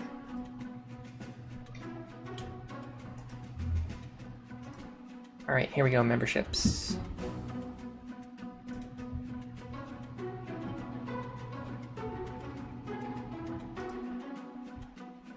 Five gift memberships. Mutant Polar Bear got a gift. Blue 2 got a gift. Tiger Eye got a gift. Oh, welcome to the stream, Tiger Eye. I don't know if you said anything in chat today or if you've just been lurking, but I recognize you from the Final Fantasy Tactics stream. Hello, Jams Man. Welcome to the membership. Clint Wacky got a gift. And, oh, hello, Zoran. Welcome to the stream. For the Death Tracker, pre-position a bunch of blank images on your layout. Have a folder full of images for every character who can die, and then change the file address for the placeholders. Oh, that's very smart. Yeah, that would be a lot smarter than what I did. But, like, for me, like, I wasn't even thinking about using a Death Tracker because it's just not my style, really. I mean, it definitely looks nicer, but like I said, I'm just, like, I just want to play the game. Like, I literally just, like, if I could just play the game, like, that would be fun for me. Even if, because I streamed for, like, 2 years, and for, like, most of, like, most of the first 2 years that I was streaming, I had, like, somewhere between 0 and 2 viewers, and, like, it didn't matter to me at all. Like, I just want to play the game. The fact that a bunch of people show up is really awesome, and I love that people have started actually coming to the streams. But I'm just not really prepared to become like a streamer personality. I just want to play the game. All right, so we're gonna do a little bit of resetting to get some decent skills on these guys. We want kind of like we definitely don't want this guy to have counter. If this guy has it, I'll live with it, but I'd rather if both of them didn't have it. This guy doesn't really matter that much. Maybe if he has Luna Plus, I need to check if he can kill Virion with Luna Plus. So it'd be 24. No. I can just spot guess that. He cannot kill Virion even if he gets Luna Plus. And then this guy, we need him to not have Luna so that he can't kill Ricken. And then these guys up here, we really don't want them to have like Luna or Hawkeye.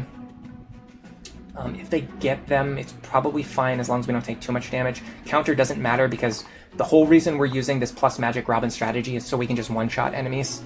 So like we can one-shot these guys. So we don't need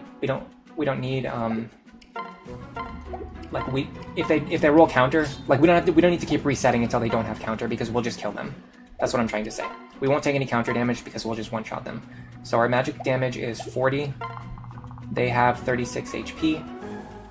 -1 res, that's more than enough to one-shot them. And then with Chrom, we'll have enough speed to double these guys, so we can just double and kill the barbarians.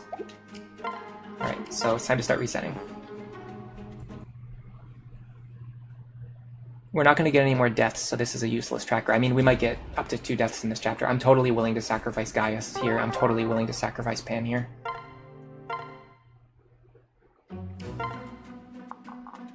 We basically just brought them as extra chickens. I kind of don't want him to have Aegis, because I won't be able to kill him without a dual strike, and I really need to kill him.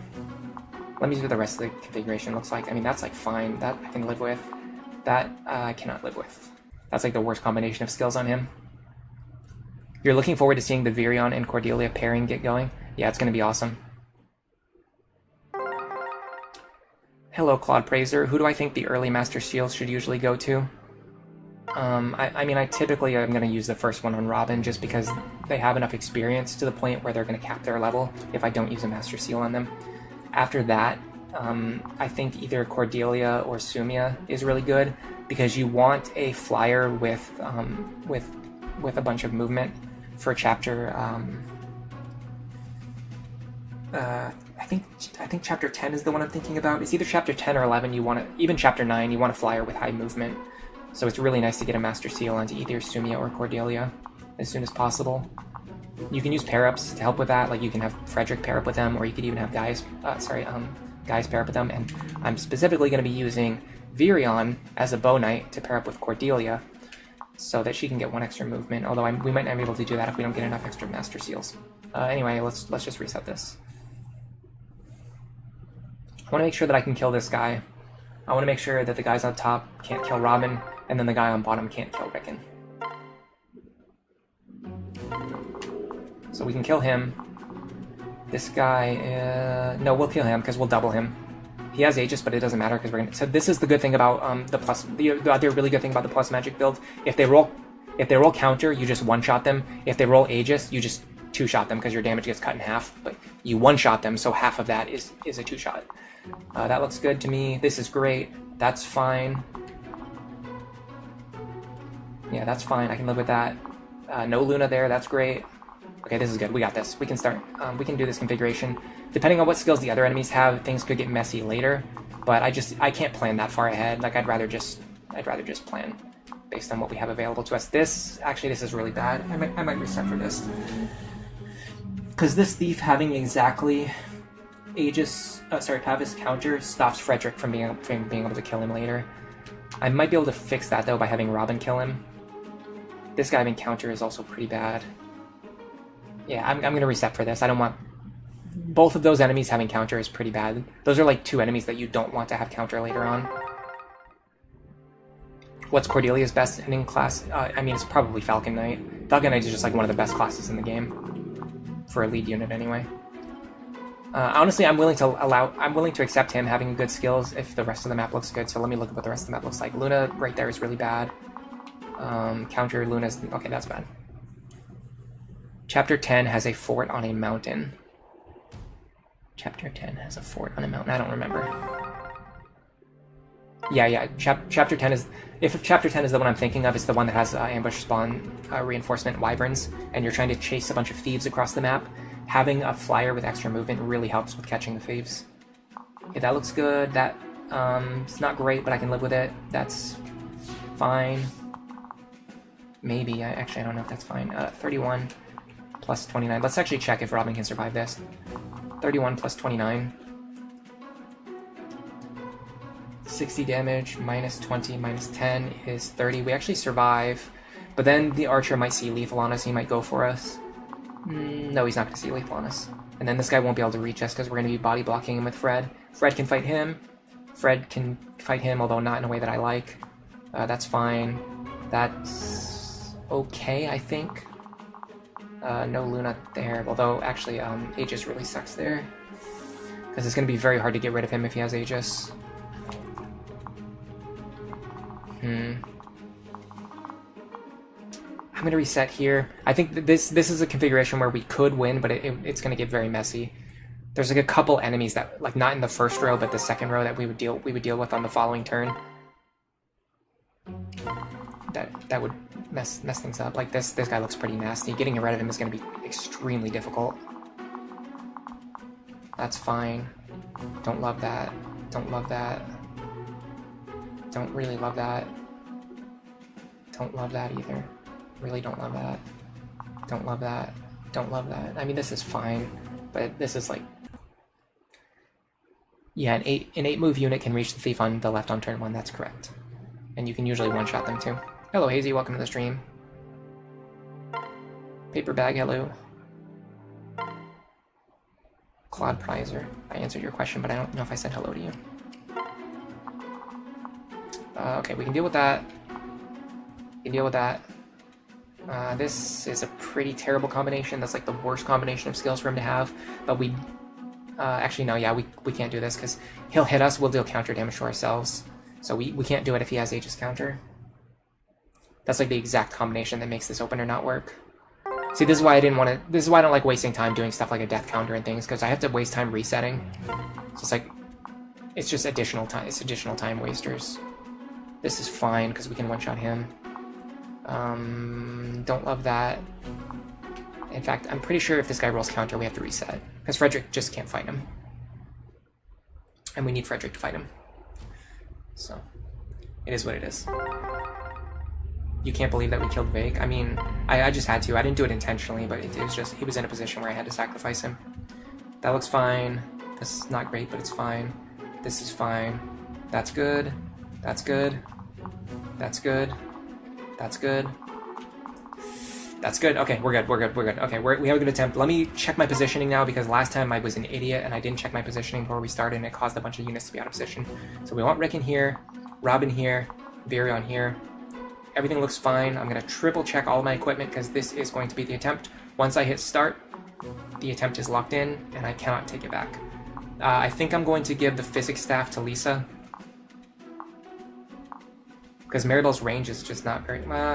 the thing is, though, there's going to be a turn where I want Maribel to go up here and heal Robin, but depending on the move position of the enemies, Maribel might need to stand like 2 tiles away, and physic is enough to heal from 2 tiles away.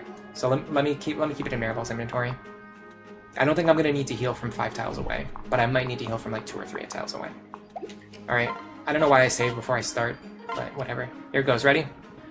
We're locking it in. Oh, hold on a second, let's do what we did last time. Predict, win, or fail. I am posting my prediction now. See, and like for example, too, I could take a break, I could like exercise, I could get a snack or something, but now I don't want to do that because I already spent like 10 minutes setting up the overlay. But either way, win or fail, I'm gonna say win. I think I can win from this position. There are so many horse guys. The lack of foot lance units actually matters a lot during the Valm arc. Yeah, there's not a lot of characters who can use the Beast Killer without being weak against the Beast Killer. It's basically just Crom.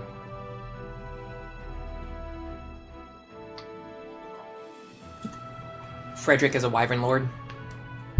Sully as a Wyvern Lord. Sumia as a general, kind of, but that's not like a real build. Let me move my microphone back, by the way.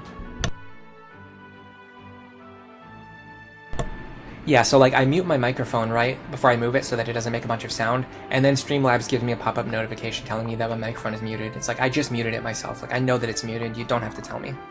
Everyone is voting W for win, alright? I'm gonna have to live up to your expectations now. Alright, so here's how this strategy works. I showed it off during a previous stream, but it is extremely clean. So you go up here. We can actually take out this guy with the regular Wind Tome. I have to make sure Frederick trades Robin back over, though, so that we can one-shot the Wyverns. So we go like this. I absolutely love this strategy because I love strategies that use terrain. So right now, this guy can reach Robin, right? But because normally, if this guy was standing 6 tiles away from Robin, they could hit him from 2 different spaces and you'd have to block both of them. But what I did was I started using these woods here to my advantage. So we're going to have Frederick go up here.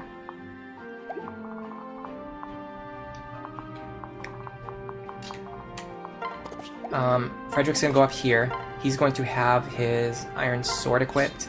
He's going to trade Robin back over to the Forged Wind Tome so he can one-shot the Wyverns. Then Sumi is going to pair up with Frederick. Now, what happens here as a result is that this guy can no longer reach Robin because Frederick is blocking this tile and he can't get through the woods to hit Robin from the other side. And because we do this, Robin only needs to fight 2 enemies. Well, what about this archer, right? This archer might attack Robin. Okay, well, guess what? Virion, because we've been training him and because he's GOAT, can just stand here and fight this archer. You can use the Sully pair-up to give him a little bit of extra speed so that he doesn't get doubled. I'm pretty sure if Virion's at base, he can still do this, as long as he has the Sully pair-up, but because ours is trained, we don't even need the Sully pair-up, but we're going to use it anyway because we want extra strength and we want extra defense. Then, this guy down here, let me just highlight all the enemies so that I have my ranges visible in future turns. Okay, so this guy down here, you typically want to get rid of him on turn 1 so you can control his movement, or at least control his movement, get him into a good space. What we calculated that Ricken can actually survive a hit from him, and Ricken can 2-shot him with the Elwind Tome. So we're just going to have Ricken stand right here. We're going to take 29 minus 8 damage, which is 21. We survive. We trained Ricken in a previous chapter. If you didn't do that, you could just use like a Kellum pair-up to give him extra defense so that he would survive here. But we don't need to do that. So we're not going to do that. He'll survive this hit, and then he'll deal more than half damage to the enemy. Then I can just have either him or Virion move over and finish off the enemy.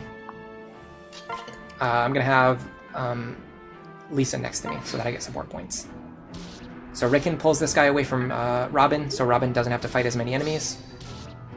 Frederick kills this guy while blocking Robin. Robin one-shots these Wyverns so that they never take counter damage, and if they roll Aegis, we just 2-shot them instead of one-shotting them. If they roll Aegis counter, you probably need to not fight them. Dual strikes are just generating free experience for Crom, they're not really necessary. Survive on 1. If you have 1 HP, that's enough, my friend. Alright, so now we need, our backline units just need to clean up these 2 characters right here. Frederick is going to kill this guy, and then Robin is going to get into position to start dealing with the next row of enemies.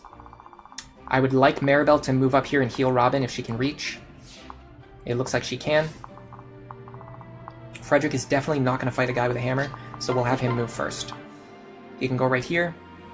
In fact, we might be able to do something with a javelin.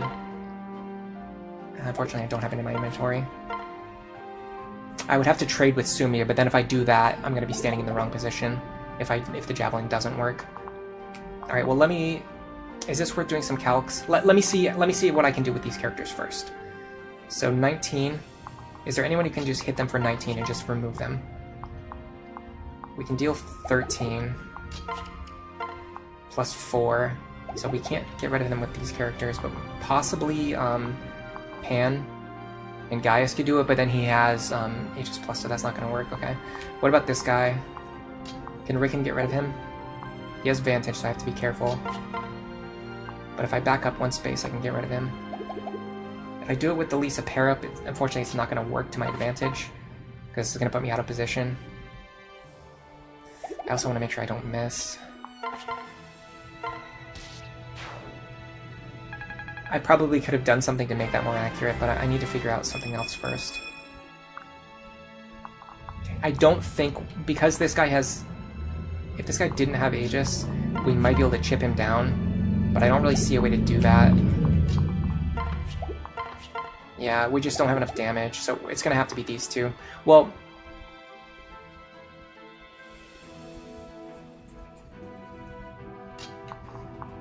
Yeah, I don't think this is gonna work. I think we can just do this. We can do... He has Vantage. Okay, I have to make sure I heal. Alright, so let's do this. We're gonna have to do this. We're definitely gonna have to go Frederick. I don't love this accuracy. Is there a way for me to boost it though? I already have an A support partner with me. Let me see if one extra partner will increase the accuracy. Because I will do that if I need to. So 3... No, one extra partner actually won't boost the accuracy, so it won't matter. So we're just gonna have to bank on a 97. It's like pretty much guaranteed to hit, but man, if it misses, it's gonna be a sad end to this run. Okay, we hit that.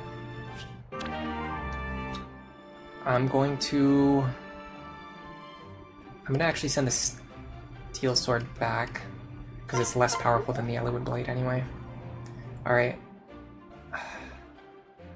So Virion can hit this guy for 22 damage, but we have to survive his hit. So we're gonna have to... Let's do our healing first. Heal here. Heal here.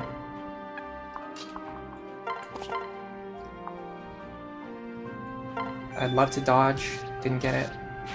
That means we're gonna have to heal Virion again on a future turn, possibly. Alright, I should be able to drop her on the mountain. No, I can't. Okay, that's fine. Well, I'm also gonna drop Sumia, just in case I need her or Frederick to do something next turn. Okay, now we're gonna calculate how much pressure Robin can take from these enemies in the center, because we want to clear as many of them as we can this turn. So first of all, I'd like to fight these two both if I can. That's going to be 28 plus 28. That's 56 damage. Did they both have Luna or just one? Just one. Minus 22, minus 11 is 23. The Thief doesn't have it. He does have counter, unfortunately. Okay, we're not going to be able to fight the Thief because he has counter. Well, can we one-shot him? That's a good question. We deal 30 damage. We actually don't quite one-shot him, unfortunately. The Magic Tonic would have helped here. Do we have him in the convoy? Because that would have been 32. That would be just enough to one-shot him. Do we have him in the convoy? We actually do. I could take one out of the convoy and use it so that I could one-shot this Thief. Is that worth it?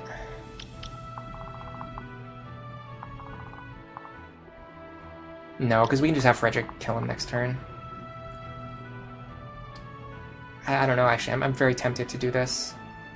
Hold on a second. I could switch over to the Flux Tome. Flux Tome could one-shot him, I bet. That's 32 damage. 32 would kill him in a single hit, so we wouldn't take any counter damage. Okay, hold on a second. I might be onto something here. Question is, can we take a third hit? I'm assuming so. This guy's only going to deal 25. This guy's only going to deal 3 damage to me. Yeah, we can take this. Okay, let's go. Flux Tome for the win. Ooh, that was the best attack to dodge. If you're gonna dodge one attack, that's the best one to dodge, because that would have hit pretty hard otherwise. And then the Thief, we should one-shot here. Then we don't have to deal with him next turn. Technically, Frederick can clean him up next turn, but if you can find a way to not have to do that, it is good to not have to do that. Alright, here comes Cordelia. Typically, you want to have a character standing next to this bush, so Cordelia can just pair up with them and just zoom her across the map really fast. Alright. These three are going to be a little bit troublesome because 2 of them have counter, and they're also within range of these guys, unfortunately. So we are going to have to enemy phase them, but they have counter, so enemy phasing them is going to be pretty rough. The short axe guy and the silver bow guy, we should be able to enemy phase if we use the trees to our advantage. 1, 2, 3, 4, 5. Here, here. So if Robin is standing here, yeah, if Robin is standing here, the archer and the short axe fighter will both be able to reach him.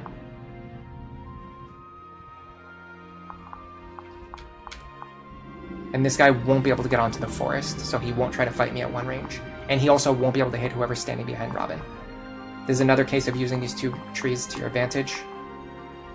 So we're going to stand here. We should be able to kill them with the Wind Tome. That's 50 damage. That is 48 damage. Did they kill me? Probably not. 25 plus 28 is 53. Minus 11 minus 11 is 31. We survive. Even without healing, but I do need to heal anyway. This guy's going to be standing like here, so I want to be able to reach this tile. 1, 2, 3, 4. Yeah, we reached this tile. Okay. I could use a vulnerary here, but I'm going to use Maribel just so I get support points.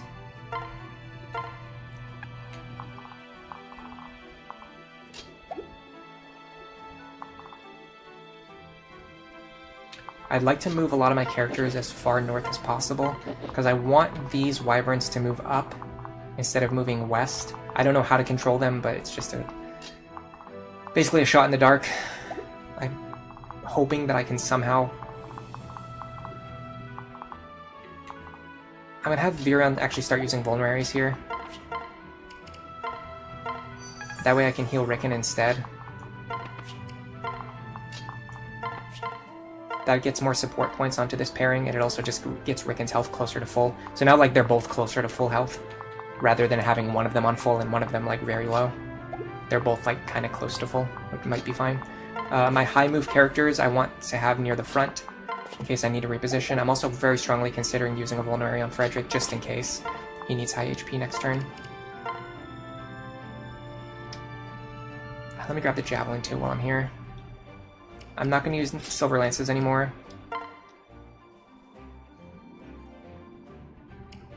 I can get the Iron Sword later if I need it.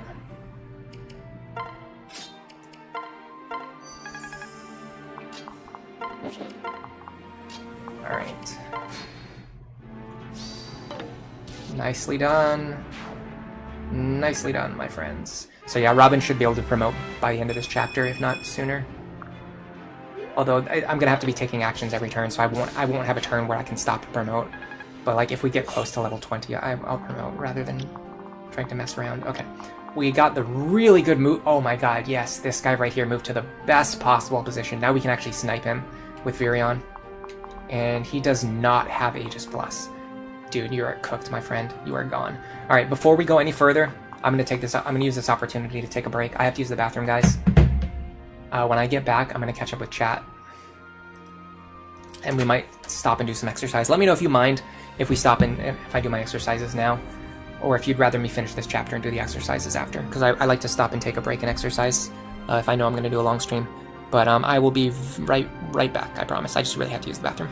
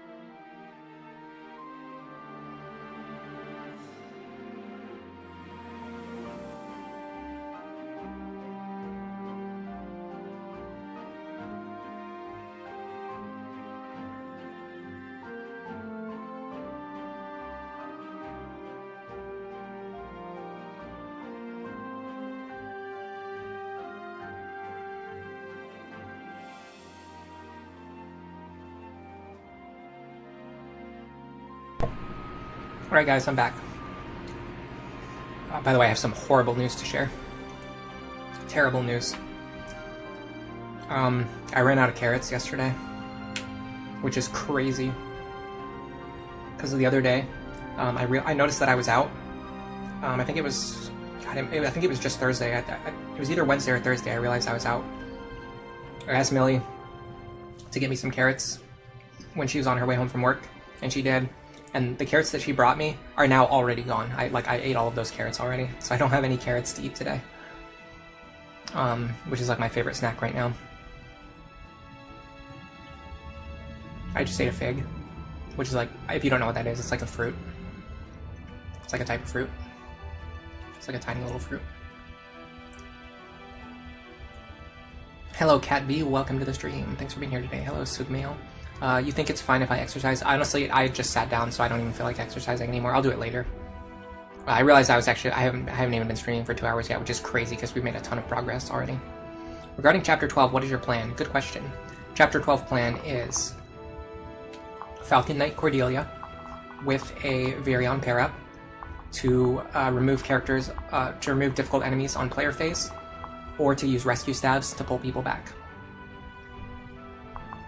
Maribel is going to be paired up with Robin to boost his magic so that he can one-shot enemies, so that he doesn't take counter damage, which will allow him to enemy phase sweep.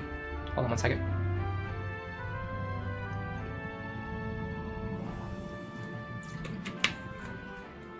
Chrom is going to be in Great Lord, taking advantage of the fact that it is one of the few classes in this game that can use a Beast Killer and is not weak against Beast Killers.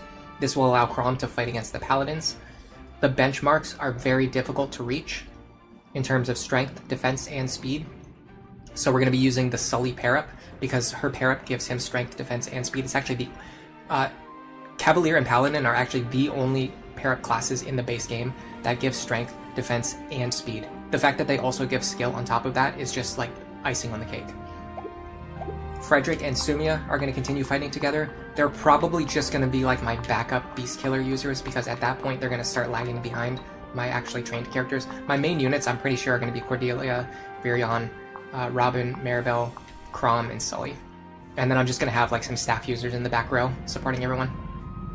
Is Uma Musume the reason why I started eating carrots and doing workouts? No, not at all. As I've gotten older, I just started to care way more about my health. I've started eating more healthy and exercising more. This started like 10 years ago.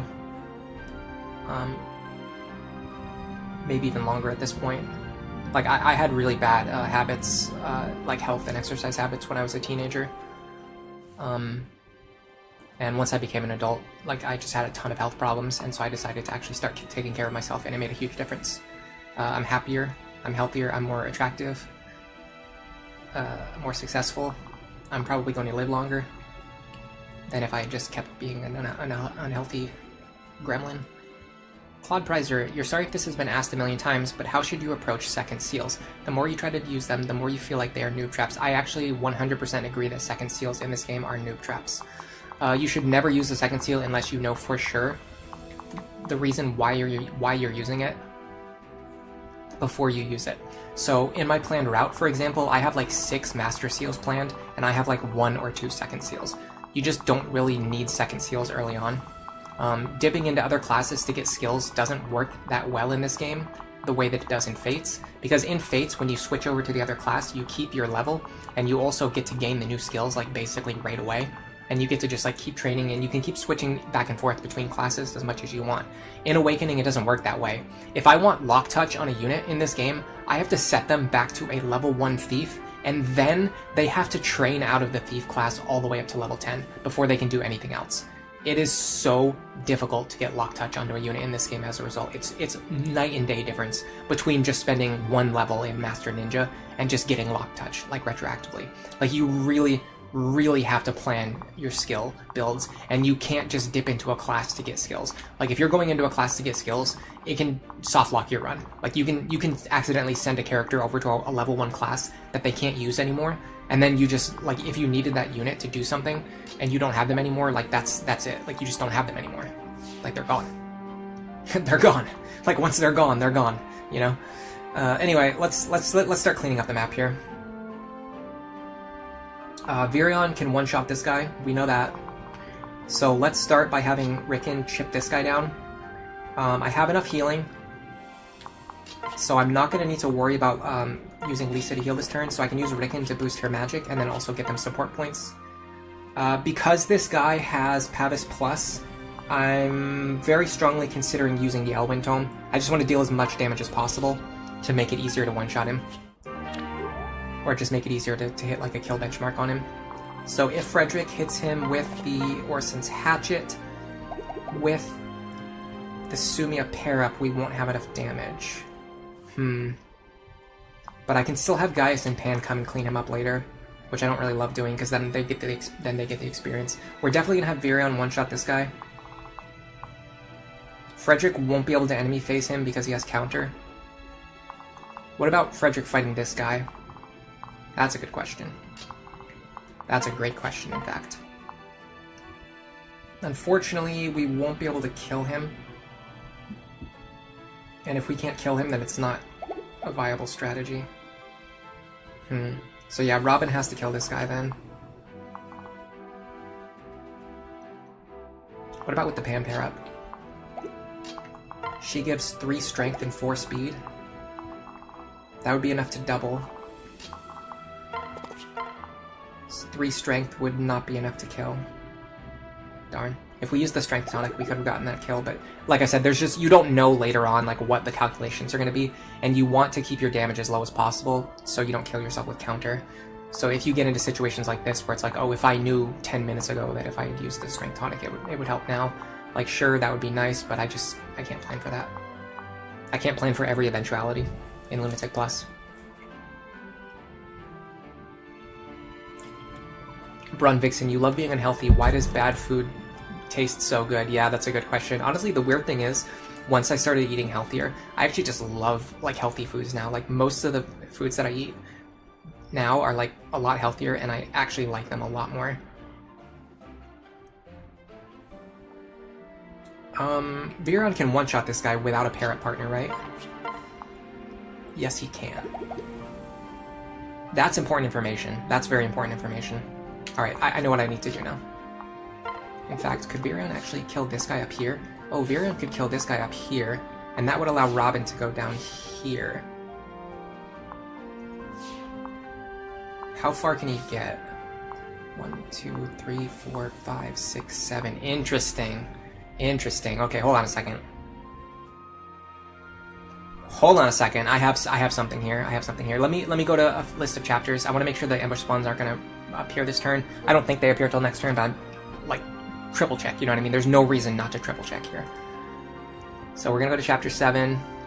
On Lunatic Plus, the ambush spawns appear on turn 5. We are currently on turn 4, so we are totally fine. Okay, so here's my idea. Virion pairs up with Cordelia. Cordelia flies over here. Virion one-shots this guy. That is viable. There's no reason why that won't work. Robin gets passed over to Maribel. Maribel uses 7 movement. 1, 2, 3, 4, 5, 6, 7 to go over here. Robin one-shots this guy, and then he's also in a position where he can one-shot this guy who has counter, so we don't need to deal with him next turn. The problem is we need to make sure that we can actually get rid of him. And at that point, we're only going to have Pan and Gaius left over. So I think what I need to do before I do anything else is I need to see if Frederick and Sumia get a one-shot. Because if they get a one-shot, if they get a dual strike, then we won't have to worry about this guy. But if they don't get the dual strike, then we do have to worry about this guy. So it's just... there's just no way for me to know for sure. Oh, in fact, wow, I deal a ton of damage. I'm like 1 point short of getting the one-shot. So hold on a second. So Sumia only needs to deal 1 damage then. But what's her most accurate weapon? Most accurate is the Bronze Lance. Okay. So we're going to use the Bronze Lance then. I almost wasted killer lance charges for no reason. Alright, so as long as we get a dual strike here, we're going to be in a really good position. If we don't get the dual strike, we'll still be in a fine position. Or a crit works too. Crit works too. My other idea was to have Virion attack from here, and then Sumia and then Cordelia come over and attack next to Virion. But this is even better because this allows us to pair them up. Alright, so let me confirm this kill before I do anything else. in his bow. Look at this goat. Look at this legend. He's already level 9, guys. Come on. Come on. You gotta leave a like for that. Alright, so now if I pass Robin over and then wait, Maribel can take him over here, which is in range of another Wyvern, so that when he gets attacked on enemy phase, he'll one-shot the other Wyvern, so that he won't take any counter damage, and then so on the next turn, nobody else needs to worry about taking counter damage from this guy. My only concern is that I think this will cause the boss to start moving, maybe a chapter earlier than usual, but I think we'll be fine. If these two are standing on the woods, it will allow me to get Crom on the other side of the forest quicker, because he can just pair up with Sully and then she can carry him wherever he needs to go. And then I'm going to unpair these two, just so that they're free to move around next turn and do other things. Nice dodge. Yeah, this does cause the boss to move one turn earlier. It's not the end of the world. In fact, in a manner of speaking, it causes these guys to actually move earlier as well, which allows you to get rid of them sooner. So that's also very nice. Okay, I would love it if Virion could zoom across the map and kill one of these guys. It looks like he cannot because this guy has Aegis. Yeah, so we won't be able to one-shot this guy. We could chip his health down though and then let someone else confirm the kill.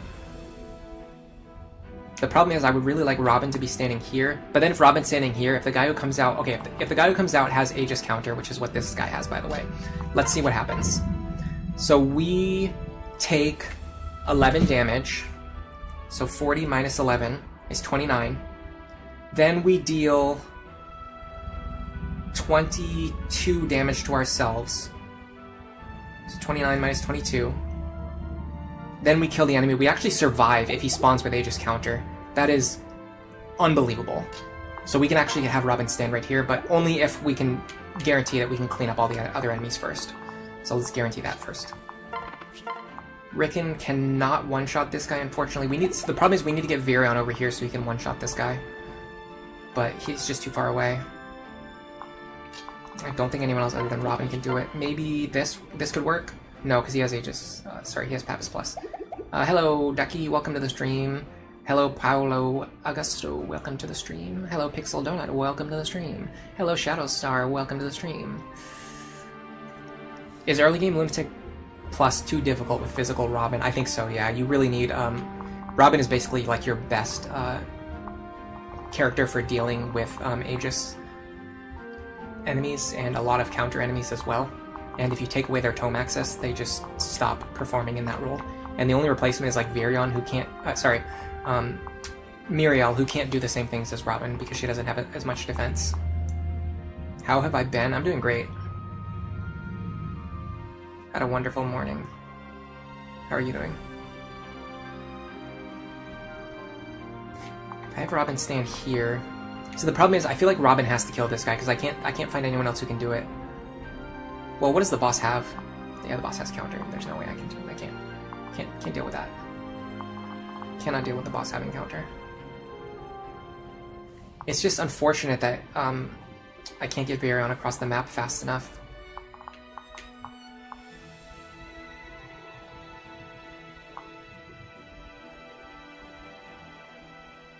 Now I could just kill all of the enemies right now and then not have to deal with any reinforcements. But the reason I actually want the reinforcements to spawn is so that I have, so that I can fight them next turn.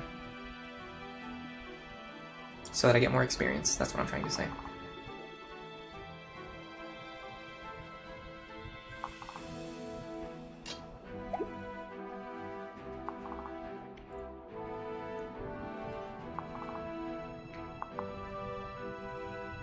I just want someone other than Robin to kill this guy, but I think it has to be Robin.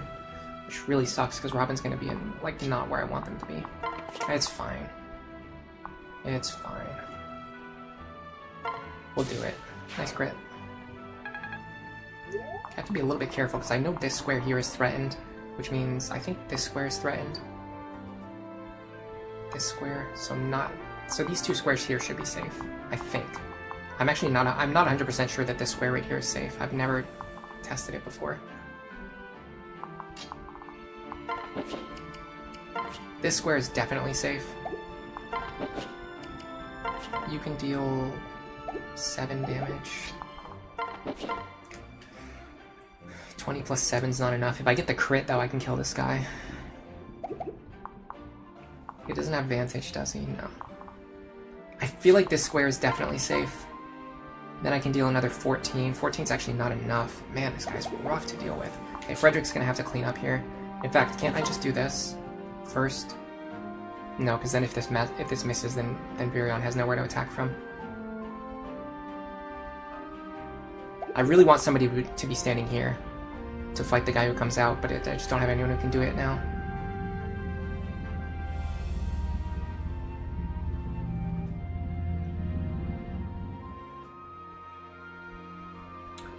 So what I'm going to do instead is I'm going to start getting my units into safe positions and start unpairing them. Though I can't really unpair anybody because the overlapping range here is going to be brutal. These squares are all threatened, and these squares are all threatened because I made the boss move forward 1 turn sooner. But that also means that these squares are threatened too, which means the only safe squares are here. In fact, I'm not 100% sure that this square is safe. I know that this square is threatened, but it's by the guy who comes out here. 1, 2, 3, 4, 5, 6, 7 here. So he can't actually like reach down here. So this square should be safe. Like even the guy below him should spawn right here. So he should be threatening this tile, not this one. I think. I really don't know, honestly. We're gonna have to send this. See what happens. Love that crit. That is fantastic. That crit is everything I wanted out of this lifetime. Okay. That's great. Now we need to consider whether or not Frederick can fight these guys if they roll counter. I probably should have checked that before I killed him, because now I don't have his stats in front of me. I can look at the enemy stats on the wiki, but it doesn't list their attack, it just lists their strength. It's like not useful at all. Alright, well let's see if he can do it against the boss. If he can do it against the boss, then he can definitely do it against a grunt. So it would be 37 minus 21 is 16 damage. Frederick would take 16, so 35 minus 16. He'd be on 19. He would hit the enemy for 27 minus 15. He would hit the enemy for 12 damage. That would drop him down to 7, and then he would hit himself again and kill himself with counter damage. It's not worth risking this. It's not worth risking this. Let's just do this.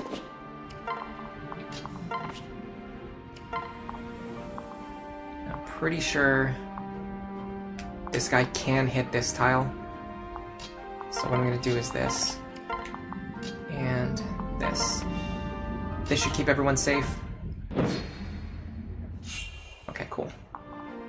Now we just need to clean up all the enemies this turn without letting them kill any of my characters, which is probably easier said than done. In order to do that, I'm going to make sure that I portion out my attacks in a way that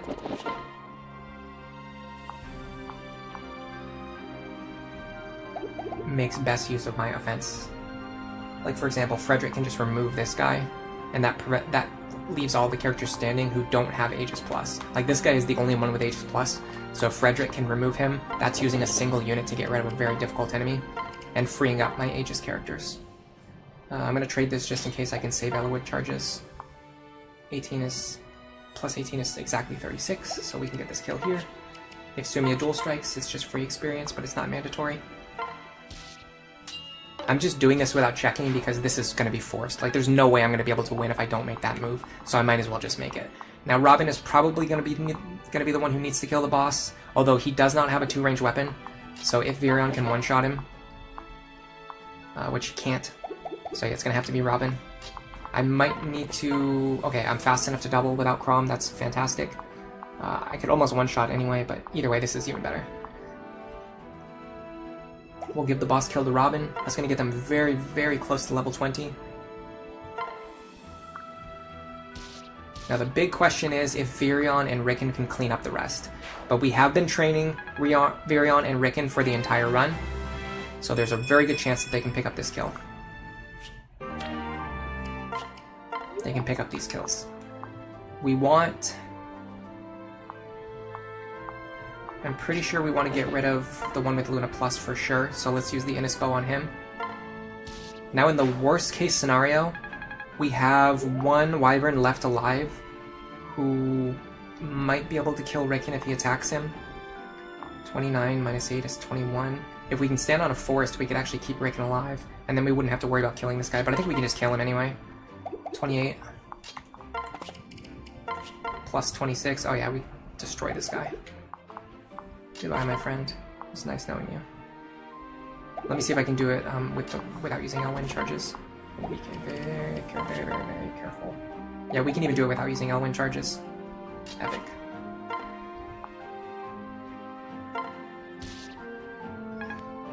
And I can even get a little bit of experience onto either Maribel or Lisa. I'd actually say Lisa's better for this.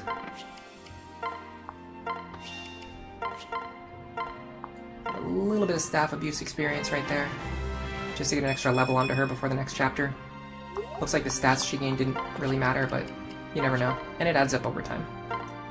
If I do that every single time, if I grab chip experience every single time that I'm capable to grab chip experience, eventually I will get higher level and better characters over time. Oh, great level up on Crom too. Defense, the only thing he missed was defense. Everything else he needed, he got. This is the chapter where, after this chapter, Phyla would join. But unfortunately, we didn't get that version of the game. R.I.P. Phyla. Alright, I think there's actually a good item in that shop too. But I could be misremembering. The next chapter is pretty much free. This is nothing. Oh, that HP tonic is extremely appealing, actually. I'm gonna save this side story for later. Yeah, this is where you get javelins and hand axes, but I never realized that if you beat this chapter early, you can just buy javelins and hand axes early. I actually really want this HP tonic, so I'm gonna go here and shop. Take your time. I think someone grabbed a bullion in that chapter. Am I wrong? Yeah, we still have no money. Okay. Oh no, we did. Yeah, it went to the convoy. Okay. Yeah, with this bullion, we're actually pretty settled. In fact, let me see what we have in the convoy. We have... How many strength tonics and defense tonics do we have? We have 3 strength tonics, 2 magic, 2 defense. I'm gonna buy 2 more defense tonics in case I need them later. I'm going to buy this HP tonic because that's gonna be a game changer. Honestly, this concoction's pretty appealing too, but I don't have the money for a concoction right now. It's just not like that valuable. It'd be nice to have, but it's not that valuable. I don't need to buy more strength tonics right now. The only person who needs magic tonics is Robin, and it's only if we're like 1 or 2 points short of getting the one-shots. We got Robin and Maribel up to B support, that's nice. If they fight together enough in the next chapter and they get a shiny spot, we might be able to get all the way to A support. Let me check on that. I think that's wrong. I think that's way off. But I think you can cut it down from 3 battles to 2 battles. So Robin Maribel is 8 to 13. No, it's going to take 2 battles no matter what we do. So there's no reason to try to get shiny spots on them. As long as they get 3 points per chapter for the next few chapters, we don't need to worry about anything else. Honestly, at this point, our supports are pretty good. Virion and Cordelia, we want to start building fast, so maybe we'll do them in the next chapter. They fought together a few times already, so they're probably right now... So they need 4 points. Unfortunately, they are a slow support. So they're probably right now on either 2 or 3 points already. So if we just have them fight together in the next chapter, they'll just get C support. They don't need a shiny spot either. So there's no characters who need shiny spots now. Excuse me. I could just promote Robin right now, but they're strong enough where I don't need to promote them. So I'll probably get some levels first. Or get 1 more level before I promote them.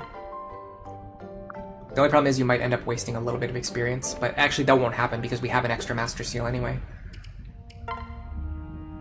So, I think we're pretty good. You don't even really need to do prep before going into this chapter. I will anyway, just because obviously I want to be careful. This is the furthest I've ever gotten, by the way. This is officially the furthest I've ever gotten in an Iron Man attempt. Pretty exciting. But this chapter's free. I'm going to be careful, obviously, because why would you not be careful? But I feel pretty confident going in here. And this is essentially our team now. These are just like chickens and replacements that we were using to like sacrifice or just to hold positions. while we needed them, but now we're kind of done with everybody. Maybe Gaius comes off the bench later to use Lock Touch, but like you just use Anna for that, right? So yeah, this is basically our team right here. This is our team. The only time we're going to deploy other characters is when we have extra deployment slots, which we will get eventually, but then at that time we're also going to get Libra. We're also going to get Anna. We're going to get Zarya. So, anyway, I wanted to do the strategy where Robin goes this way, and then Cordelia and Sumia go this way. I have to be a little careful because I need to make sure that they can actually kill this guy reliably. I'm not going to be like, oh, they need to get a dual strike, because that's an insane decision when you're 12 hours into an Iron Man run. To be like, oh, I hope I get a dual strike here. Like that's like the dumbest decision I could possibly make. So obviously we're not going to be doing that. Virion here is fine. Sully, I don't really care. In fact, can you... Yeah, okay, hold on a second. Frederick here. This allows me to put Sully in a better position. Switch these two, though. In fact, no. I want the configurations to be like this. Because Sumi is the more likely to fly to this tile if things go amazingly, perfectly. Alright, so I want to sort through my inventory a little bit. I need to get a better weapon into her hands. Her accuracy is not great. She can't really make that great use of the Steel Lance. What she can do is use the Killer Lance. And what I can do is give her the Steel Lance to augment the damage that she's losing from no longer having the Killer Lance. I'll actually have her hold the Silver Lance too in case Frederick needs it. Frederick, I need to restock this Vuln. Oh, I do not have it. Okay, hold on a second. I'm gonna store all my Vulns in the convoy. That way I have full stacks. And then I'm gonna pull out the full stacks and give them to whoever needs them. Like, some characters just don't really need vulneraries. It's nice to have them, but it's not really that important. Like, Frederick needs one. Frederick is gonna need one. I'm gonna want the Orson Hatchet. I'm gonna want the Iron Axe, the Iron Sword, the Yellowwood Blade. Sumia can hold his lances, so he can trade those lances over if he needs them. And then he also wants to have a Vuln. In fact, let's give her the Vuln. And we'll give Fred the Silver Lance. That way if we need to use it, we don't need to trade it into his inventory. Okay. It only has 2 charges left, but honestly those 2 charges could be very clutch here. Typically I have like no charges left by this point, so having 2 more is great. It just means we have even more value we can generate from it.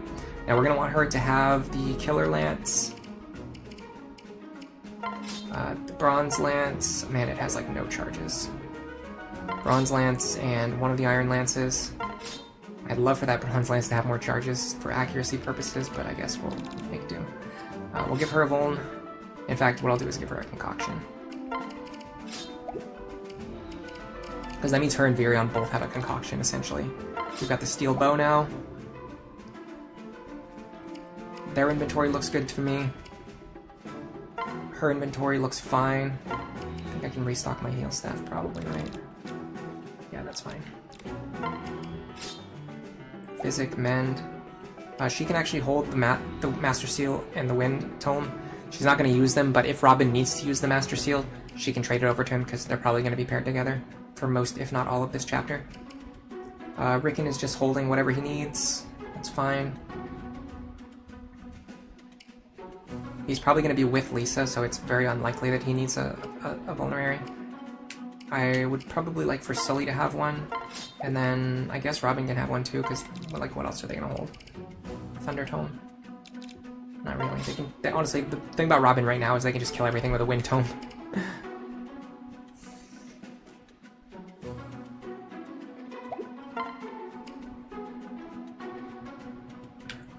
I think everything looks good. I just want to quadruple check. There's no reason not to do so. Have to be careful. Got a bunch of javelins floating around. I think that's fine. Orson Hatchet there looks good. Honestly, we could probably get away with using the hand axe. In fact, let me see if I can get away with using the hand axe, so I'm not wasting Orson Hatchet charges, so I can use them later if I need them. So let me put this away and grab the hand axe because it has full charges. Okay, so I want to equip it though. Alright, so with the hand axe, I have 23 attack. 23 minus 8 is 15 damage. 15 times 2 is actually 36. It's not enough. And even if I use a strength tonic, I would still be 2 points short. What about the Orson Hatchet though? Does it actually guarantee those one-shots? Once again, equip it. Okay, so the Orson Hatchet is 24 damage. 24 minus 8. Oops, so it'll actually be 25 because of weapon triangle advantage. 25 minus 8 is 17. 17 times 2 is 34. Again, we would still need a strength tonic just to be able to get the kill. But hold on a second. If we use the hand axe, we'll have the same thing. We'll have +1 damage from weapon triangle. So hold on, let me go back to this. So if we use this, we'll actually have 24 damage. Minus 8, which is 16, times 2 is 32. With a strength tonic, we'll actually deal exactly 36. Yeah, so we can get away with using the hand axe and a strength tonic here. That also could potentially give us one-shots against characters with the Silver Lance if we need to one-shot something later. Beautiful. Beautiful. Honestly, this opening configuration of skills looks really nice too. I don't see anything that's problematic. Maybe these guys. Nope, they look fine. This opener looks fine to me. I can get this guy. I can fight him on enemy phase. I can worry about him later. One of the big changes in my strategy is that I just don't worry about this guy until much later, because he's not going to be a problem. It takes him so long to get out of this desert area. You can just leave him alone and then come back and clean him up later. Alright, there's one more thing I want to check, which is our damage on these characters. So Sumia is going to have... It's going to involve some annoying math. 11 damage, potentially. Well, hold on, let's do Cordelia first. No, let's do Sumia. Yeah, because Sumia's going to attack first. I want Cordelia to attack second, because I want Cordelia to get the experience. So Sumia's going to have 11 plus whatever the Great Knight A rank pair-up is. I have to figure that out now. Plus Frederick's 2 strength from his stats. So let me see what she's going to be getting from Frederick. It's going to be 1, 2, 3, 4, 5, 6, 7. She's going to be getting 7 strength from Frederick. So she'll have 18 attack. 8. Will she double this guy? I doubt it. No. Okay. So 18 minus 5 is 13. He'll be alive on 20 HP. I don't love that.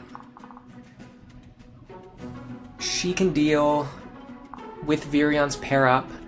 Unfortunately, he's still on 9 strength. Man, if he was on 10, this would be epic. She can deal 14 damage. That's not going to be enough. That's going to be 14 minus 5. Well, hold on. With the extra bonus from Lances, Sumia will actually deal 19. Minus 5, which is 14. 13 minus 14, 33 minus 14 is 19.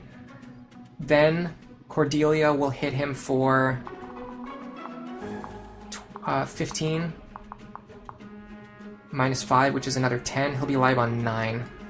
We cannot get rid of him fast enough. We need someone who can give her more speed. I think speed is more important than strength here. 16, 17, 18. The problem is she's just nowhere near fast enough. She would need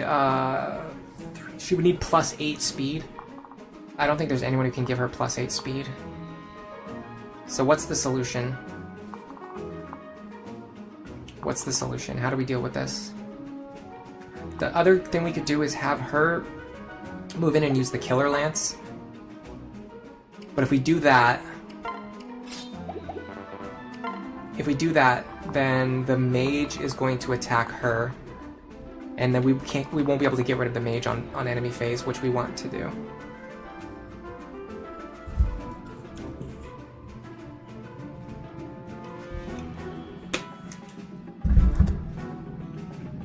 Let's see if that would even kill. So the enemy will be on 19 HP. She will deal 23 minus 5 damage. She will deal 18 damage. She actually still doesn't kill. I mean, well, we could give her a strength tonic.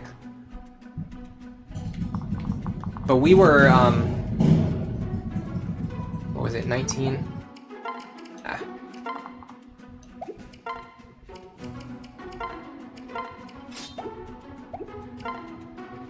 15, 5, 19 minus 10.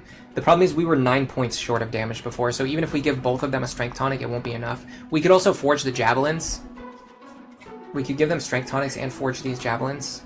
If we put +2 onto each javelin, that's an extra 4 damage.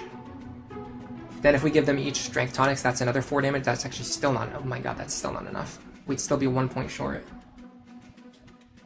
Can we really afford to forge +3 onto a javelin? That's such a waste of money. That is such a waste of money. Do I have anything else I can do here to make this more consistent?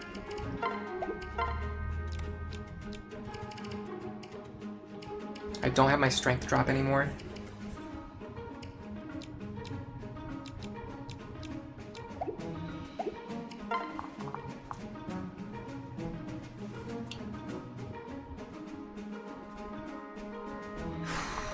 Let me think. What if I rotate Fred into the lead? That's what we need to do. We need to rotate Frederick into the lead.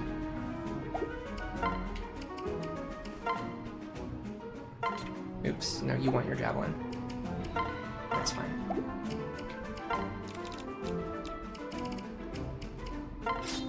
And we want Frederick to have the other one.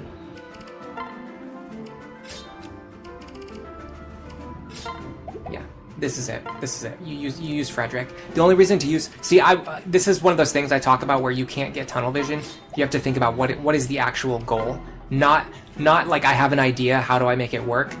You have to think, what is my goal and how do I accomplish that? So my idea, the strategy that I normally use is to have Sumia go over, hit this guy, and then Cordelia go over and then hit this guy. But normally Sumia is fast enough to double him, which makes this very consistent. Even if the damage isn't high enough, you're very likely to get a dual strike.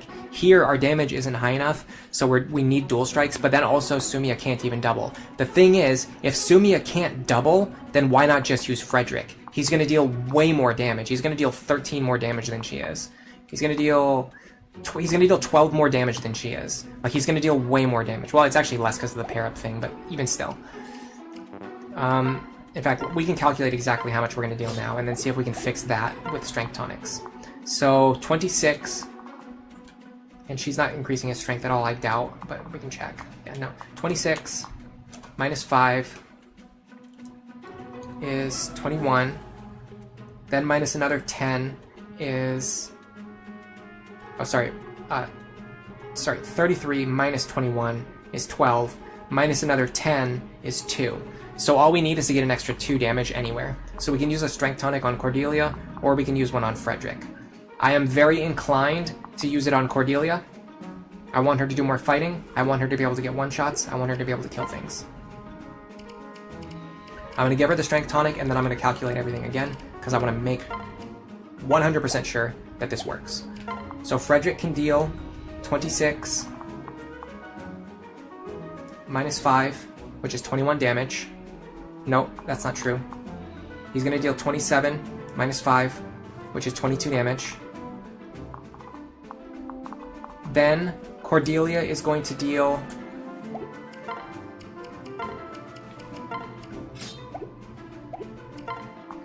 17 minus 5, which is 12 damage. 22 plus 12 is 34. That is just enough to get the kill. Robin is going to go this way. He's just going to sweep everything on the left-hand side. If possible, I like to have him standing here, so we get rid of the Cavalier as well.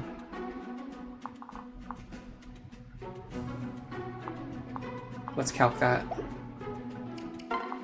21, 20,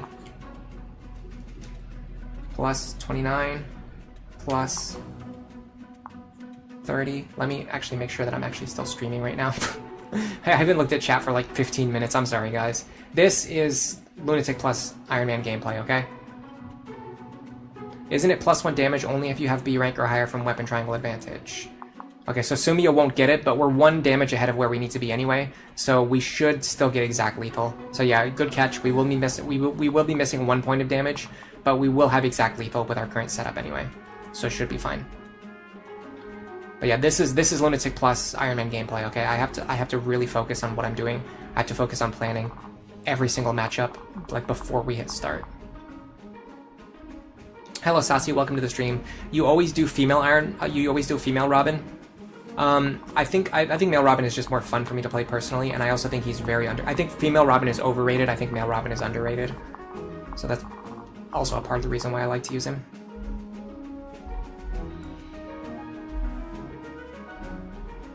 Is it a good idea to promote Lisa before Chapter 5? I can't even imagine how you would do that.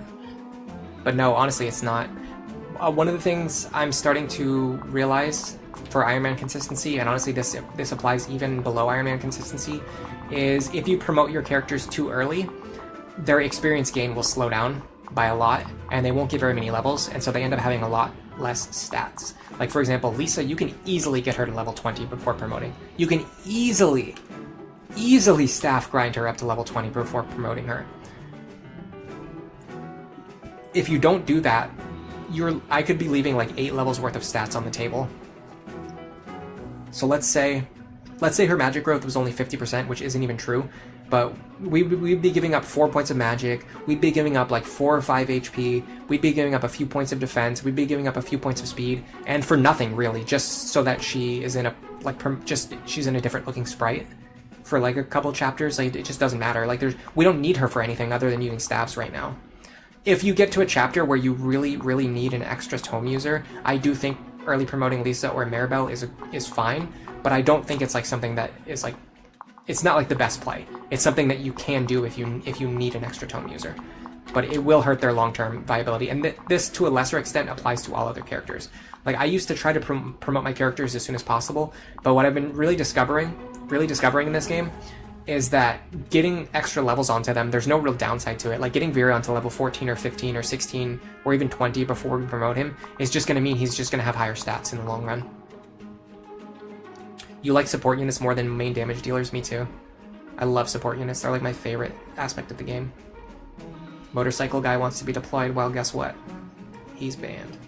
Yeah, this is the furthest I've ever gotten, so I'm definitely going to take my time. I'm glad that everyone in chat is being so patient. Hello, Shadowstar.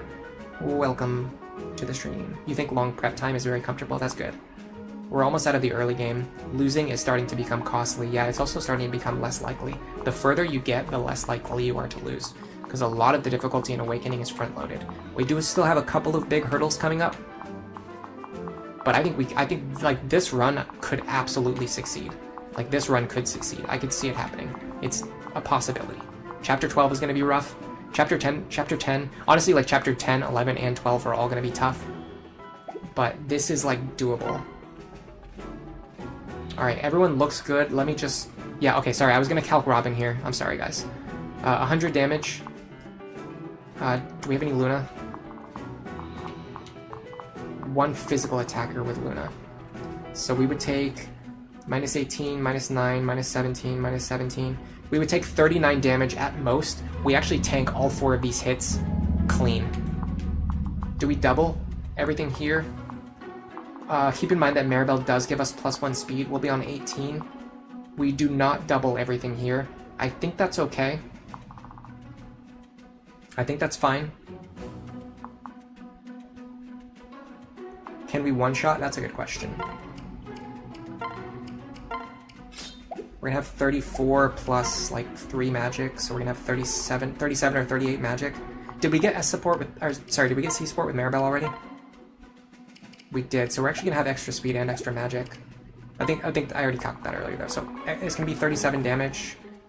We don't quite one-shot. We could use a magic tonic to one-shot this guy, but I think it's fine, honestly. I genuinely think it's fine if he survives. Let me see if I double the other guys though.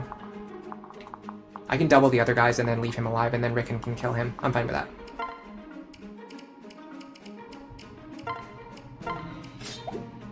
And then if I crit or something, that's even better.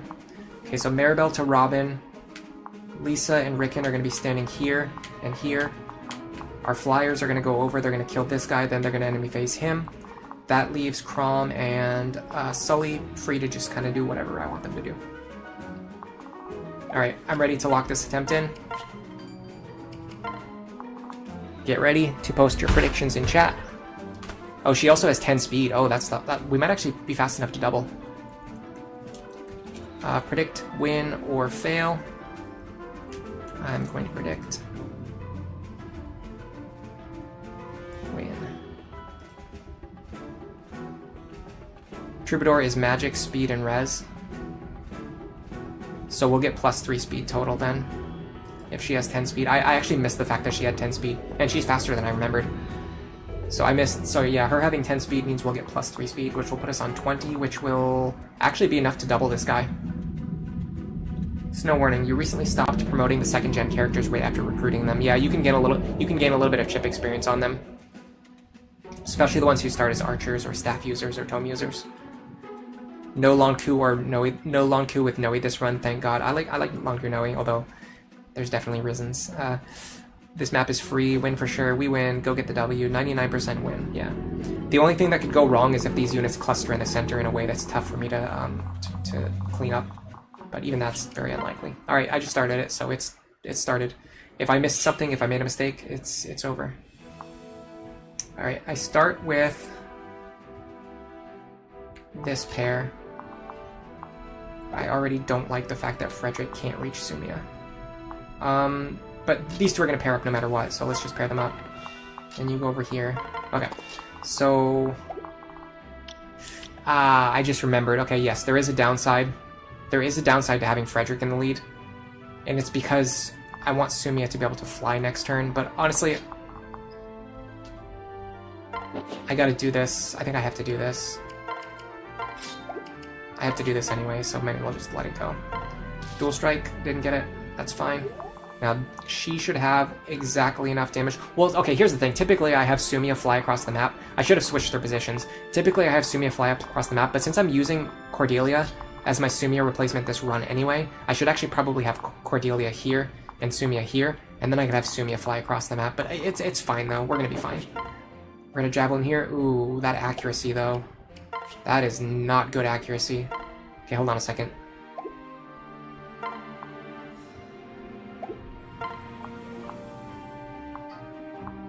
I'm actually going to equip the Innisbow, because if I miss, I want this dual strike to hit. If I miss my main attack, I need the dual strike to hit, and I need it to not miss. That was probably the biggest risk we took of the day. And I probably could have noticed that that guy has evade +10. If I just reset to get rid of evade +10, I could have gotten through that with no risk. That was a misplay. Never punished. Alright. We've calculated that Robin can fight all 4 of these guys. He might actually go after Frederick instead of Robin, funny enough. We can go here. We can remove this gentleman.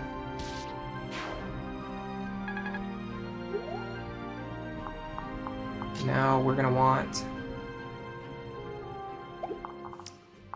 yeah. Ricken here. Lisa here. Sully here. Crom here. You know what you could also do? You could put an anchor on one of these tiles to draw out the Dark Mage potentially away from Cordelia and Frederick, like if it absolutely needed to. It might be viable.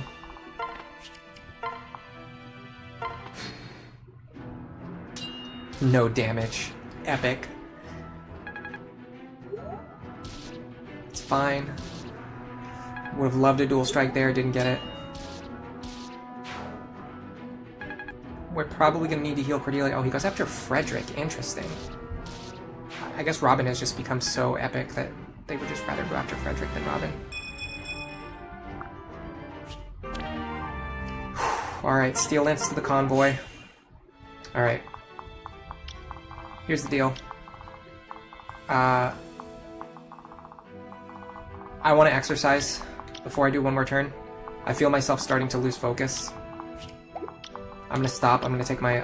I'm gonna exercise for about 5 or 10 minutes, get the blood flowing to my brain again, and we'll come back and we'll come up with a plan for how to clean up these enemies. Especially because The way these characters moved, the guy coming over and damaging Frederick, and then this guy also damaging Cordelia, means both of these characters are on low HP, which is a little bit tough to deal with.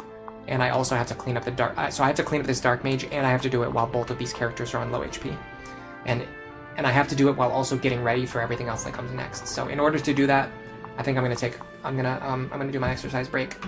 So let's do that. If anybody else wants to exercise, now's the time to do it. Also, drink water, please. Hello, Nick is Neat. Welcome to the stream. Yeah, we finally got out of the early game. We actually got out of the early game last stream. We're just making even more progress today. We have not dropped the run yet.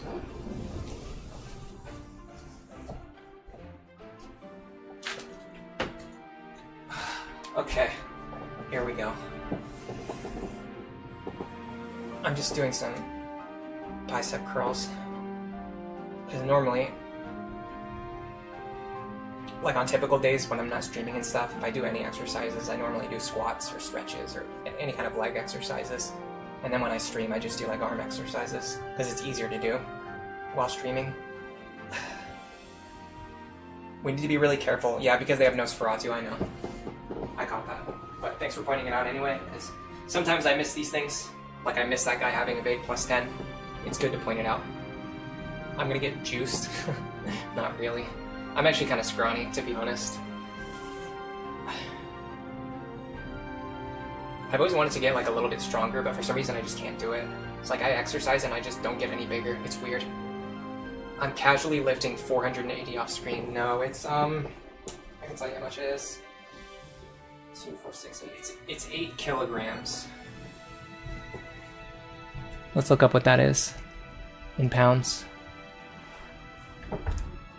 And this time I got it right, by the way. I'm counting all of them. Last time I only counted half of I only counted the weights on one side. So I told you guys like half of what it actually was. Okay, so it's 17.6 pounds. So we're getting close to 20 pounds. I used to be able to do like 20 or 25 when I was still in college. And I actually had a gym at this apartment complex where I lived. I went to the gym a lot more often, and I had a friend who went with me too. That also really helps. My friend and I used to go to the gym together. It's very good motivation to exercise. Do you think it's really chapter 5? If you're past that point, you're out of the early game? No, I disagree. That's true on Lunatic mode. Like in Lunatic mode, if you can beat chapter 5, you can beat the game for sure. Lunatic Plus still has several more difficulty spikes. For Lunatic Plus, hold on, I gotta change arms again. For Lunatic Plus, the big difficulty spikes are like 5, 6, 10, 11, 12. Are all 10, 11, 12 are like all rough. That's like the roughest stretch of the game in Lunatic Plus. It's not like Lunatic where the hardest part is chapter 5. In L Plus, the hardest part is like 10, 11, 12. But yeah, 5, 6, sort of 7, not really. Like once you know what you're doing, 7's not bad. But like 5, 6, 7, 10, 11, 12. The Mila tree is pretty rough. It's not that bad though. Like if you can get past chapter 12, you can probably beat the Mila tree. Especially if you're willing to use cheese strats, like the bottom right corner strat. The branch strat that I developed. Exercising to stay healthy and exercising to get strong and build muscle are two different things. Yeah, that's true. Also, welcome to the stream, Grey Bell. Thank you for being here today. In order to build muscle, you have to destroy your muscles. In order to stay healthy, you need to keep using your muscles. Yeah, I'm actually going to do another set. Let me do one more set.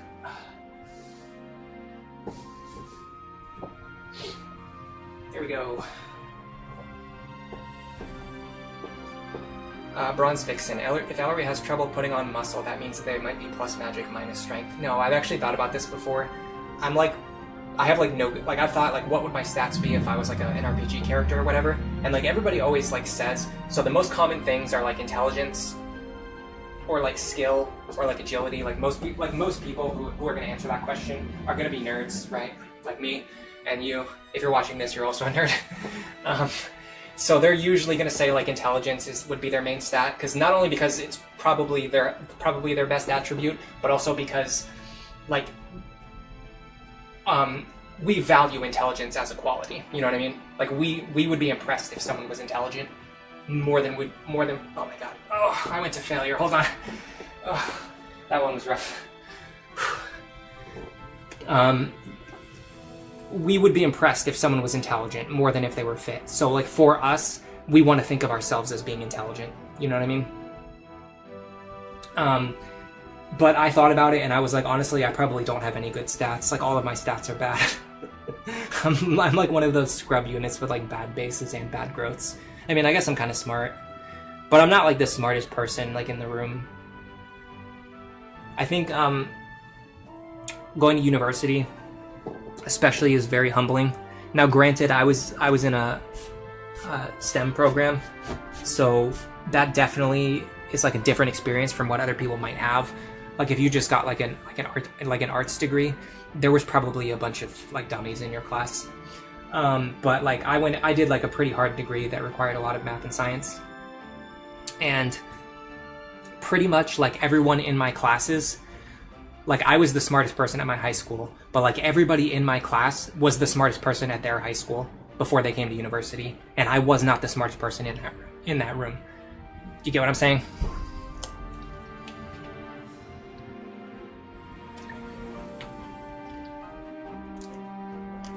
Dylan, you're playing for the first time. For a normal run, what are my tips? So Awakening is actually one of the easier games on it is the hardest game on the hardest difficulty. Like in my opinion, Lunatic Plus is the hardest difficulty that's ever existed in Fire Emblem.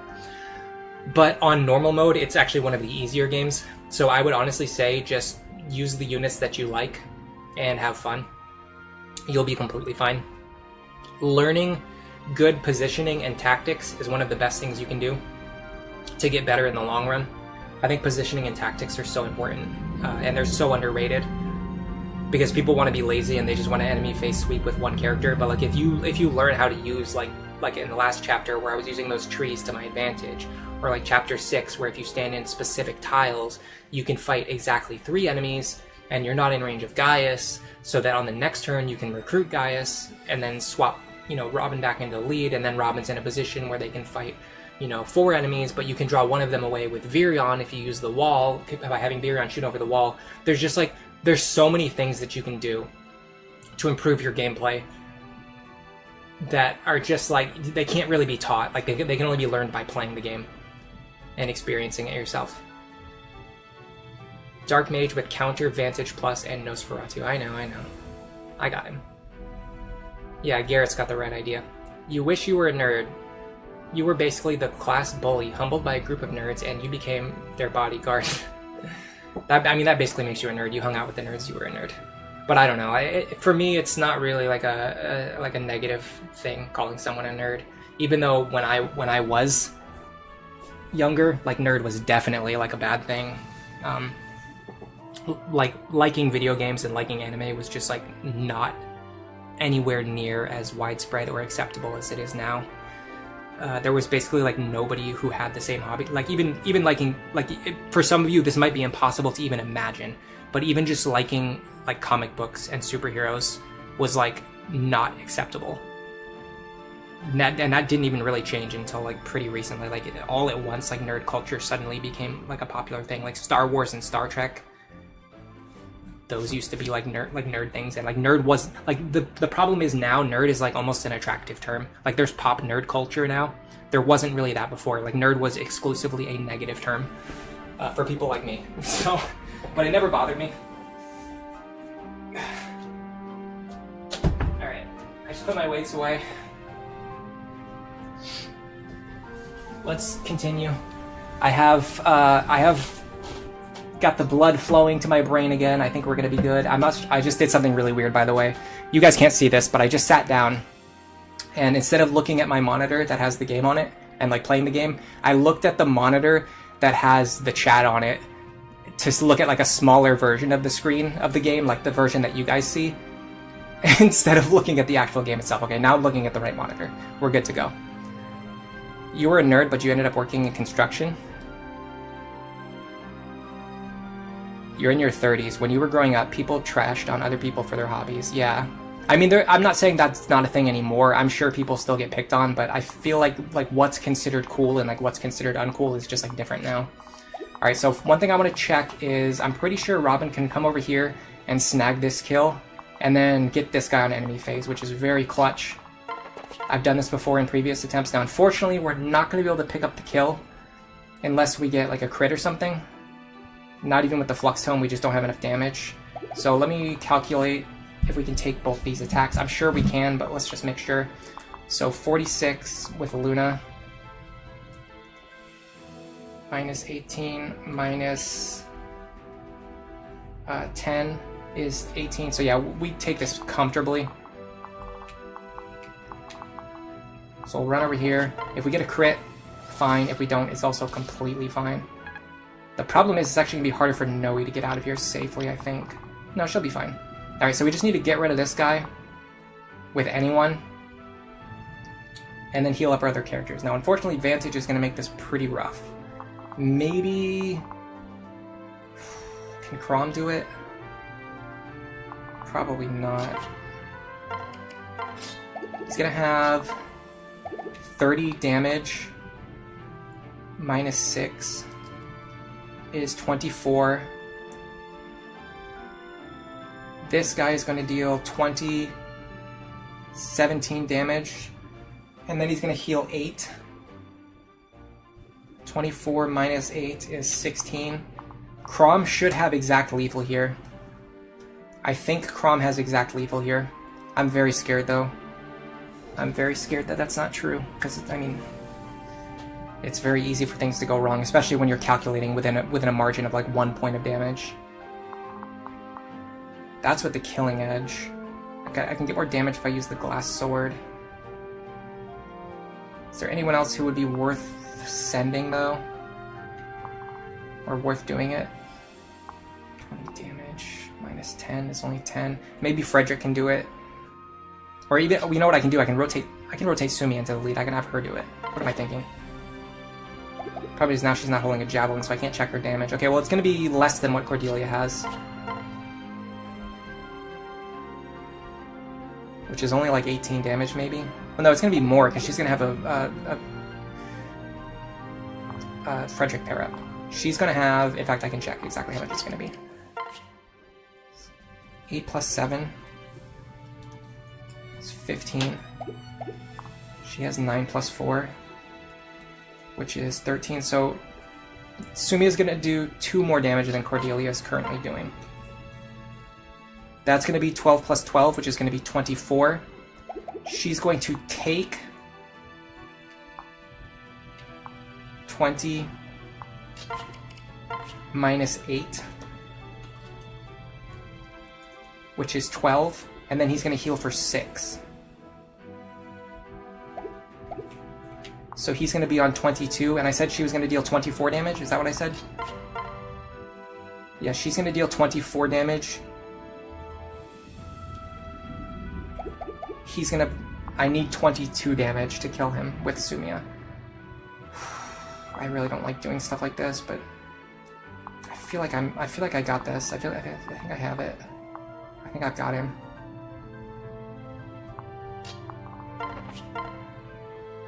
Could have Noe like weaken him first, but if she misses and then he heals himself for too much, it's gonna make the problem worse, not better.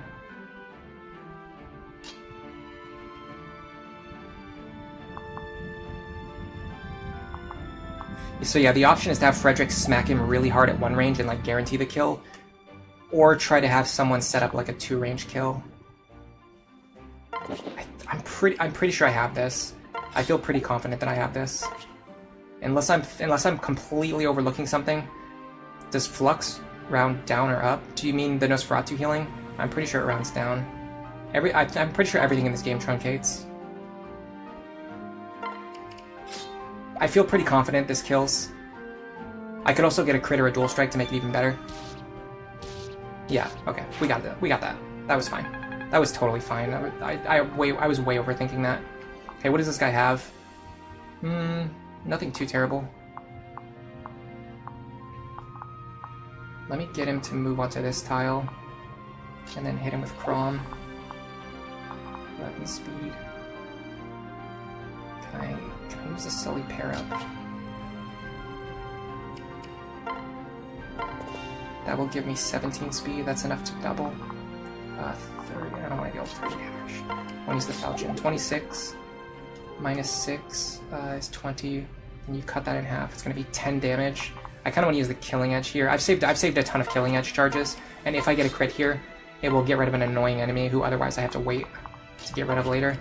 Unfortunately, I have to pair these two up now, so she can get over here and heal her. Okay, next things we need to think about is getting into position to counter this guy, which looks like it's going to be pretty easy to do. He unfortunately has Hawkeye Luna and a high crit rate. 10. The crit rate is going to be 4. Yeah, I don't want to deal with that crit rate. No, we're not doing that. Let's just do this. We'll sandbag for a turn. I gotta be careful though. In fact, I kind of did block Noe with that move. She could have been one space further. Nice. Yeah, we got that crit. That's why we used that killing edge there. Okay, with this formation, we pull a lot of enemies over to the left so that we don't have to deal with them in the middle. Okay, Robin is ready to promote. I would like to promote them now so we don't waste any experience. That was actually great. Great timing for the promotion. Okay, the question is, can we one-shot this guy? There's still other guys we'd have to fight, though. Okay, well, we could just fight this guy, then. Can we one-shot him? 28, 34. We should be able to do it with, 29, 30, 31, 32, 33. We're not going to get 5 extra magic from the promotion, but we should be able to do it with the Flux Tome.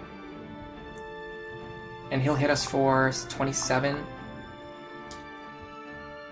Minus 18, which is 9 damage. We'll take it like nothing. Question is if there's anyone else who's better to fight him. Also, I have to be careful because this Dark Mage can also hit me, and he has Hawkeye Luna, so I gotta be very, very, very, very, very careful about that.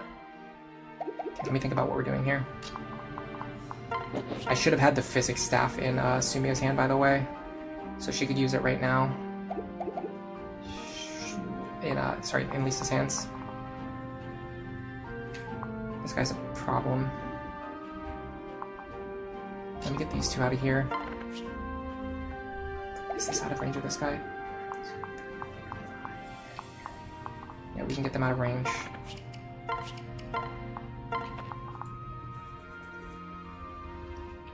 Can Ricken fight him? That's a good question. Pretty safely. Problem is 23 minus... No, yeah, Ricken survives no matter what. We can use the Thunder Tome for like a small crit chance of our own. Maybe, or just the Wind Tome for a guaranteed damage. The problem is, once Ricken fights this guy, we can't get away from him. Like, we have to then kill him for sure, because Ricken can't get away after that. He'll be exactly 5 spaces away. Like, if Ricken moves 5 spaces, this guy will move 5 spaces and then catch him. 1, 2, 3, 4, 5. Here. I think I want Ricken here. I think this is fine, though.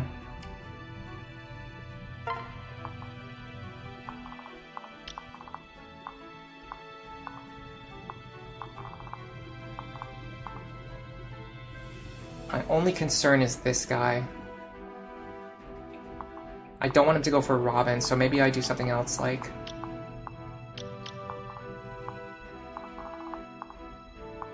This guy won't move. So I could fight these two. This one has counter, though. I would need to one-shot him. I deal 30... Flux Tome, I get the one-shot. How much do they deal to me? 26 plus 30.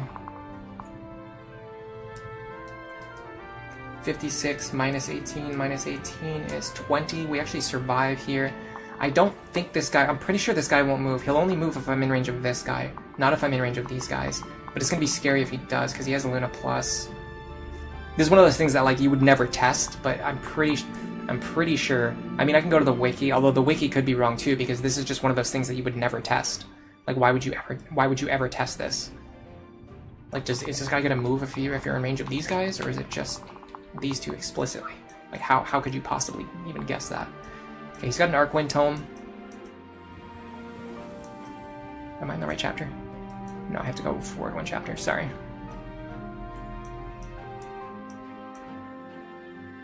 I didn't go to the next page on the wiki yet. Let me check it. I'm gonna go by what the wiki says, although I do think that the wiki could just be wrong, because like no one would have ever tested this before right now.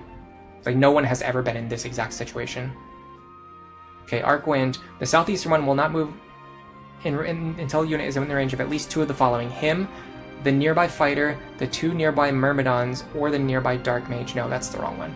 The northwestern one will not move unless the unit is in range of him and the nearby fighter, or until either of them. Okay, or until you trigger his AI. Okay, I'm gonna believe in the wiki. The wiki says that this guy will not move, even if I'm in range of a bunch of enemies. It has to specifically be this enemy.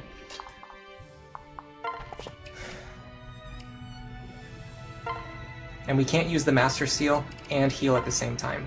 So I'm gonna go with the Master Seal because I want the experience. I'm greedy. Gotta make sure we use the Flux Tome so we guarantee these one-shots. And we're gonna go Sork.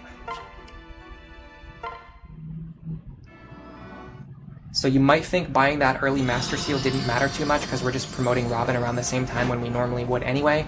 But it's a little different because we're getting the promotion right now instead of wasting a little bit of experience over the level 20 cap. And additionally, we're gonna have a second Master Seal that we can use for other things coming up soon. So there's just a lot of reasons why this kind of works in our favor. All right, I'm gonna have my flyers go over here to try and draw the other characters to the left.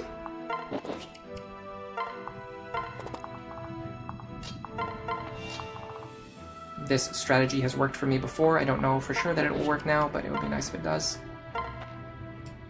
And then these two are going to have to start moving because if we do bait the enemies north, we want to make sure that we can get around the corner before they can catch us.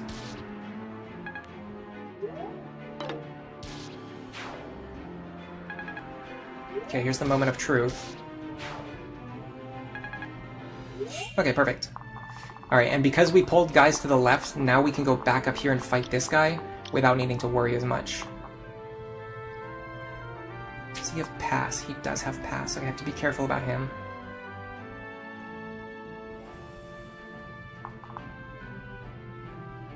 Does he have anything else that scares me? No, and that's a good thing. Okay, this guy does not have Vantage, so we should be able to have Frederick run over and one-shot him, and then he can just enemy phase this guy.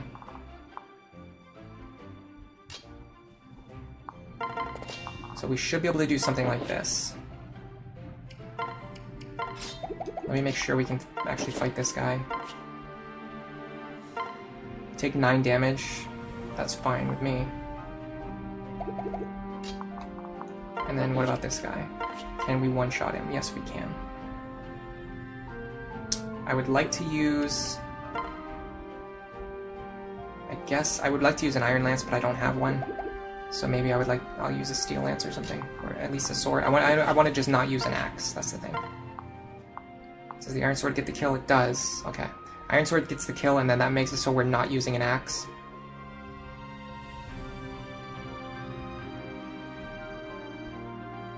There's a part of me that really wants to use the Steel Lance here.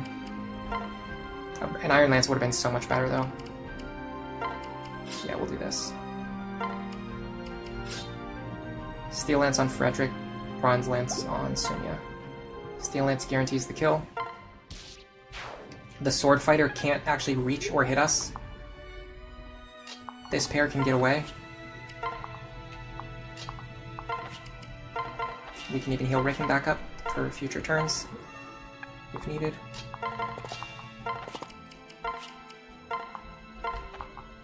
And then we'll make sure Gregor gets out of here, because this guy does have pass. That was actually pretty close. He can move very far.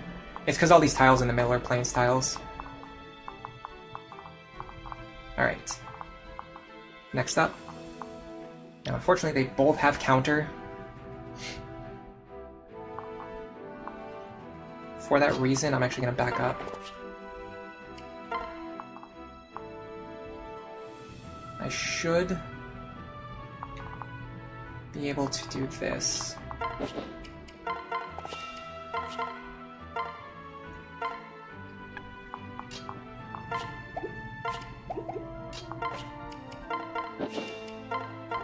Perfect. Now I can deal with the next problem on the next turn. I think I can give a kill to Cordelia here.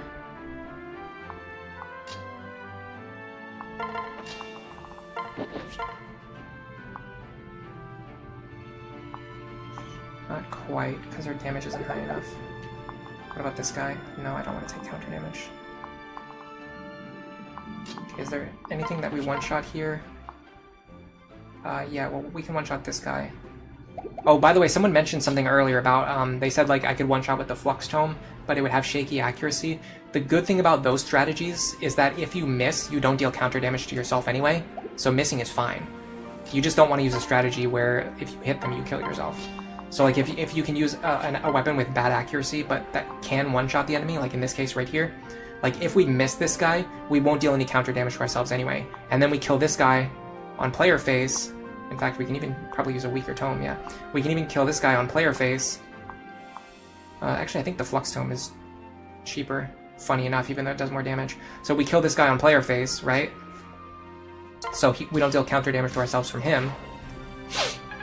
And then this guy, we one-shot, so we won't deal any counter damage to ourselves. And if we miss him, then you don't deal any counter damage to yourself when you miss. So either way, we're fine. Alright. Because she cannot get the kill, I'm just going to give it to Virion.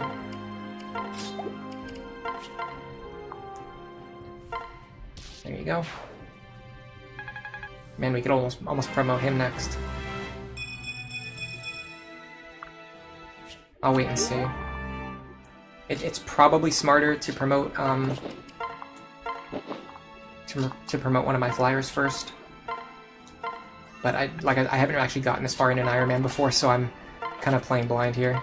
Not blind, I mean I have kind of planned out what I want to do, but I have to figure out, you know, through trial and error, how things actually work in a real run. Anyway, this is looking very good. With this configuration, we should be able to win. It's very difficult to lose from this once you've gotten this far. Oh, nice, we can get an extra heal on Robin for some more staff abuse. This is a great chapter for staff abusing. You can get so much experience on your staff users. It's a wonderful, wonderful chapter for staff abuse. Alright, from now on, if we don't need to give the shiny spots to anyone, we're going to give them to Robin. This is because Robin, being in a promoted class, is going to benefit a lot if they get experience. And if they get anything else, it probably wouldn't have benefited most other characters either. Yeah, like weapon proficiency, like whatever. If anybody else got that, who cares, really? Like maybe D-rank swords on Sully? Wow. When she's going to be switching over to an Axe Lance class anyway.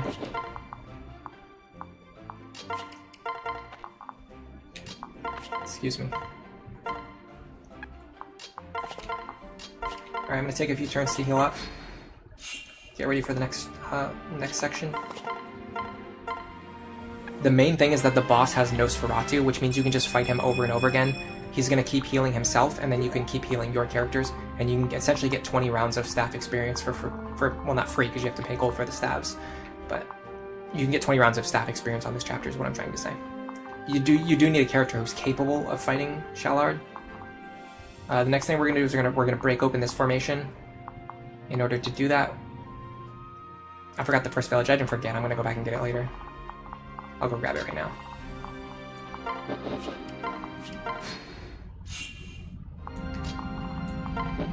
There you go. I would usually just grab it at the end of the chapter, but getting it now is fine, I guess. In a situation where the wiki is wrong and it causes a death, are we allowed to reset the map? No. It was my fault for trusting in the wiki, but it was right anyway. Depending on what their answer was, I might have changed my mind, but their answers seemed pretty thorough. So I was like, maybe they've actually tested it, or maybe they've actually like data mined the AI, something along those lines. I'm gonna get one more heal, and then we're gonna start thinking about how to break apart this formation here. Now, what I typically do in like a casual type run is just have Sumia or Cordelia attack from here against this guy, and then if they get a dual strike, they kill him, and then if they don't get the dual strike, then I would just play this map over again, because this map takes like 2 minutes in a regular playthrough.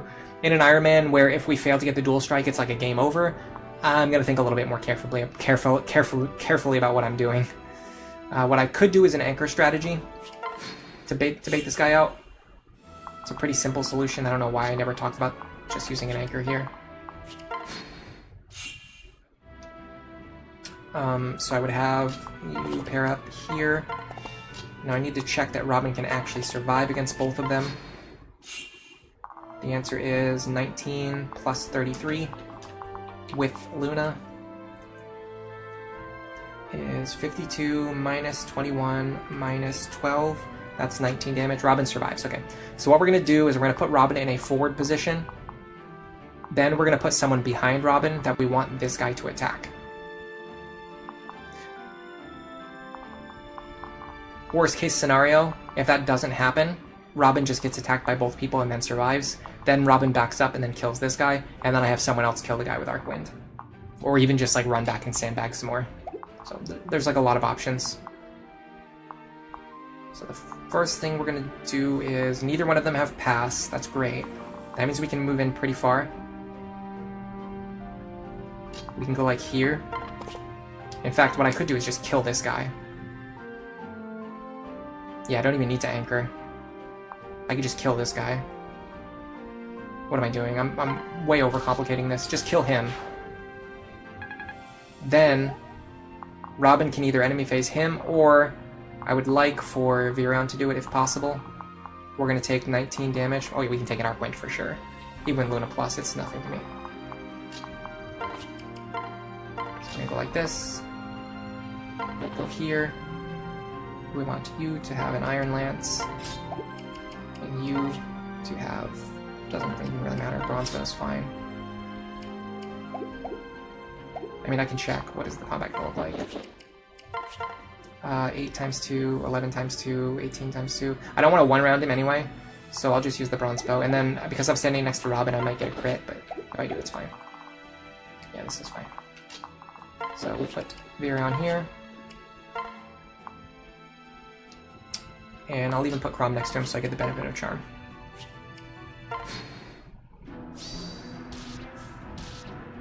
Nice crit. So yeah, so the really good thing about when enemies have effective weapons like Beast Killers, Arc Wind, things like that, if you're not weak against it, it's typically actually much easier to kill them, because Arc Wind has less damage than Arc Thunder.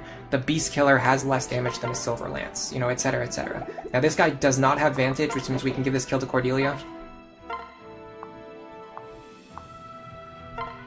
We do need to train her a little bit. It's not just Virion, they both need to be trained. I'm gonna grab a seal here. I think this is the... no, this is the Master Seal. Okay, interesting. So yeah, I really need to think about what to do with this Master Seal. I definitely don't need to use it this chapter. I can wait and use it like while planning for the next chapters. Like any of the next upcoming chapters. I can think about how I want to use it. So there's no real rush to grab it and use it right away. The second seal is a little bit more questionable because I can use it on Frederick to make him into a Wyvern Lord, which will help me immensely in the long run. Before that, let's heal up our characters.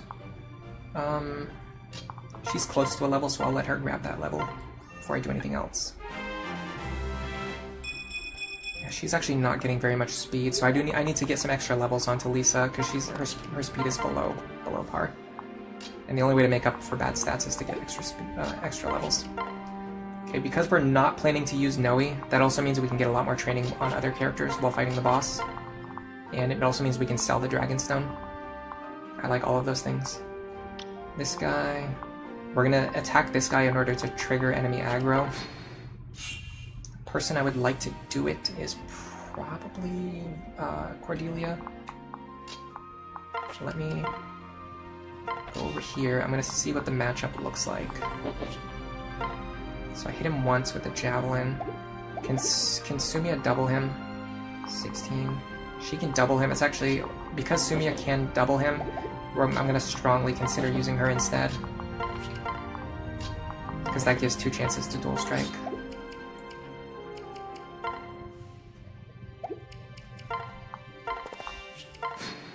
And she's also going to hit harder too.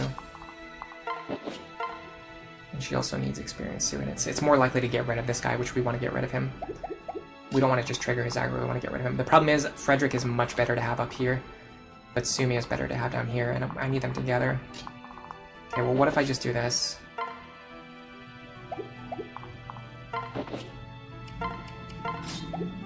I would do 9 damage, plus 8 damage, plus 11. The Iron Bow's better here, because that gives me a chance to 2-shot, potentially. So we're gonna go here, we're gonna do this. These two are gonna open up against this guy. That means I want Frederick to be standing here, and I want him to be able to one-shot this guy. If he can't do that, then I'll move Frederick over to the other side. Do it with the Steel Lance. I should be able to do it with the Silver Lance, though.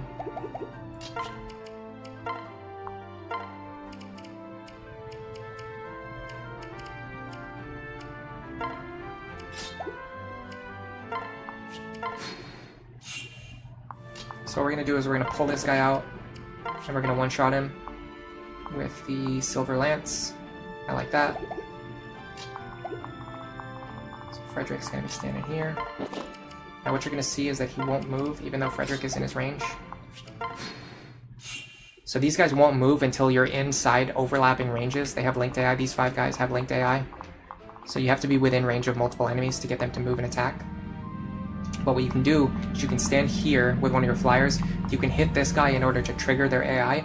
After this guy's been hit, all 5 of them will start moving. And so you can set up other characters in positions where they can counter like the enemies that you want them to counter on enemy phase. So we want Robin to fight these two. Doesn't really matter what skills they have. They don't have any deadly skills. So whatever they have, it's not deadly enough to matter to me.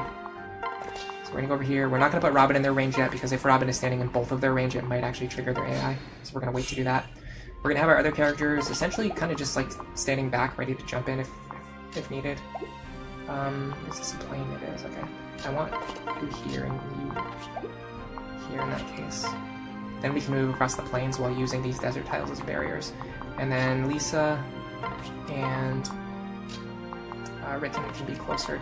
Now these two probably are not going to be used for anything other than chicken behavior. If absolutely needed. Alright, so we want Robin. So we want Robin here. Let me see if the Wind Tome kills them both. Not really, but it's fine. Well, this guy's Nosferatu. I'd really like to kill him if I can. I can't actually kill him anyway, so yeah, we'll just use the Wind Tome. Okay, so Robin here, Fred here, Silver Lance. Cordelia here. We're going to trigger this guy's AI. We want a dual strike. We didn't get it. We send it. Nice dodge. Now because that guy didn't die, the other one's going to move into one range with us. You have to keep that in mind, because he can spawn with counter. Luckily that didn't matter with this configuration, but that is something to keep in mind. I just want to mention it just because when else am I going to bring that up randomly? Alright, so this guy is not really a threat, although the Killing Edge is a problem. But we can 2-range him. In fact, we could do something like this. Yeah, we can do this. So we can hit him. Sure, I'll use the Forge Window. I haven't used it in a while. We got plenty of charges left. Do this, get rid of him. Now we don't have to worry about getting crit by the Killing Edge. Now we just need characters to fight him while staying out of range of him. And we have plenty of characters who can do that. So you are going to go here.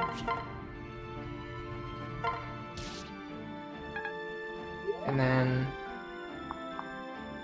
probably Ricken 13, 16, 15. Yeah, I think he can actually pick up this kill. Honestly, I could give him both kills. Right? Like, there's no way this guy hurts Ricken. 20 damage. No way. So we put Ricken over here. Hit this guy with the Thunder Tome. If we miss, we could let someone else pick it up. Now Ricken's going to get a little bit more chip experience with this Dark Mage attacks him. Didn't get any speed though. That's sad. That's fine though. Enemy Dark Mages are also slow. We'll back Sumia up and use her. I doubt the enemy attacks her. But even if he does, we have a Javelin.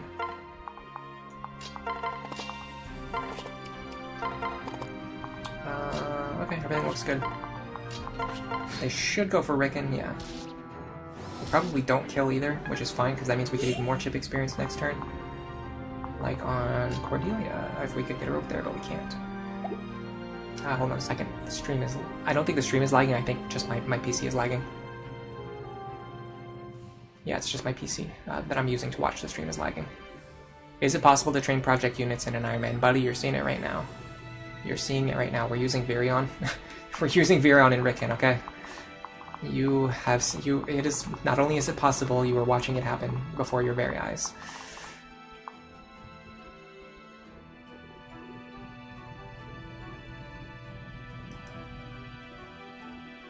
Grey Bell, you think it's not possible? I'm doing it right now, man.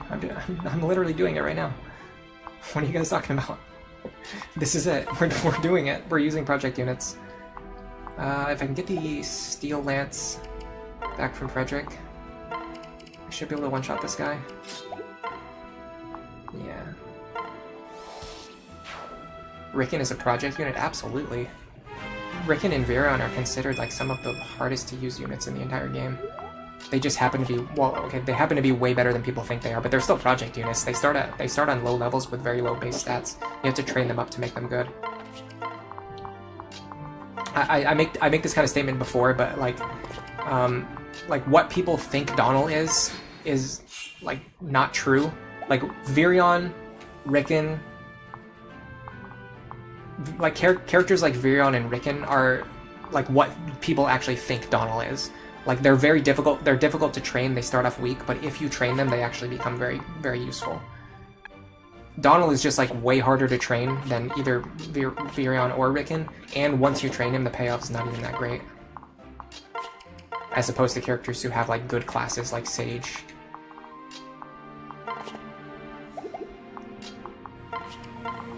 And a direct access to Bonite instead of needing to take the long way around.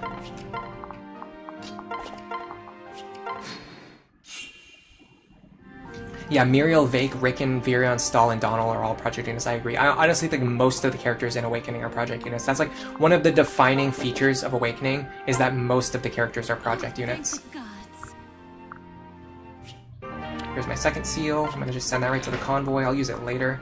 Okay, so the problem is I really want to fight this guy a lot, but I don't want to waste valuable like javelin charges. So I think using Virion is actually the play. Let me see what the combat looks like. It actually looks fine. Well, I have to factor in Luna Plus though, but my res is very low. So Luna Plus actually doesn't add very much extra damage against Virion.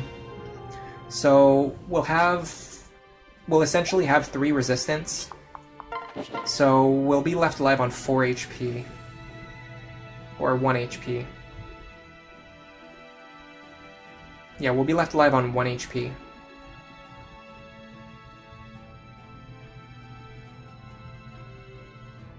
Which is fine with me.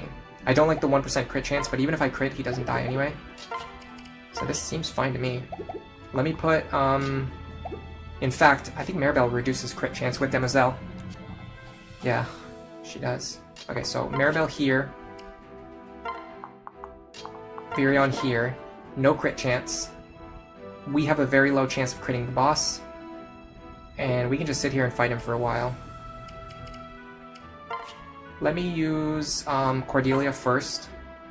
Let me start with Cordelia to get Lance rank. And then switch to Virion after 5 combats.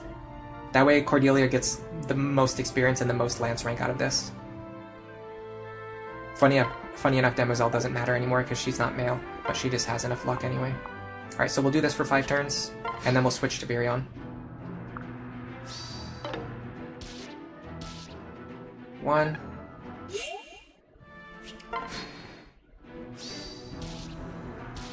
2.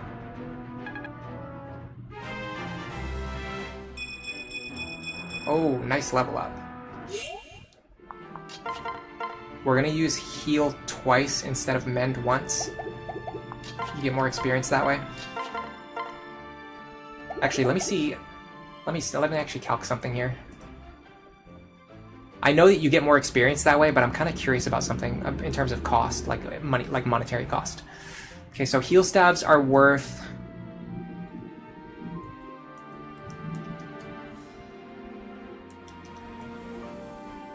20 gold per charge. Mend staves are worth 50 gold per charge. So yeah, using 2 heal staves is actually cheaper and it generates more experience. So we'll do that. And the good thing is when the boss uses Nosferatu, he heals himself back up, so then we don't kill him. I'm going to unequip Virion this turn, because I don't want to get the boss's health too low. I need to make sure he gets a chance to heal himself, and I don't want to keep dual... Yeah, like this right here, like that would... Potentially I could have accidentally killed him. That was 3. This is 4. Oh, got the crit. Okay, it's fine. It's fine. We could have gotten a lot more staff experience and a lot more weapon rank and a lot more experience, but it is what it is. It's because I paired up Robin with Maribel that gave us plus 10 crit. That was a huge... Again, just a big misplay. Big misplay. I know that you get the plus 10 crit from Robin. I'm used to using it to my advantage. I'm not really used to thinking about, oh, I need to make sure that I don't have Robin in that position so that I don't get the 10 crit. So it's fine though. Like that's like how a normal boss kill would look if you weren't trying to grind out every point of experience. And keep in mind on the last few attempts, like practice attempts I was doing, I was feeding a lot of that experience to Noe anyway. So it's like Noe didn't get any experience, which we're not training Noe, so it doesn't matter.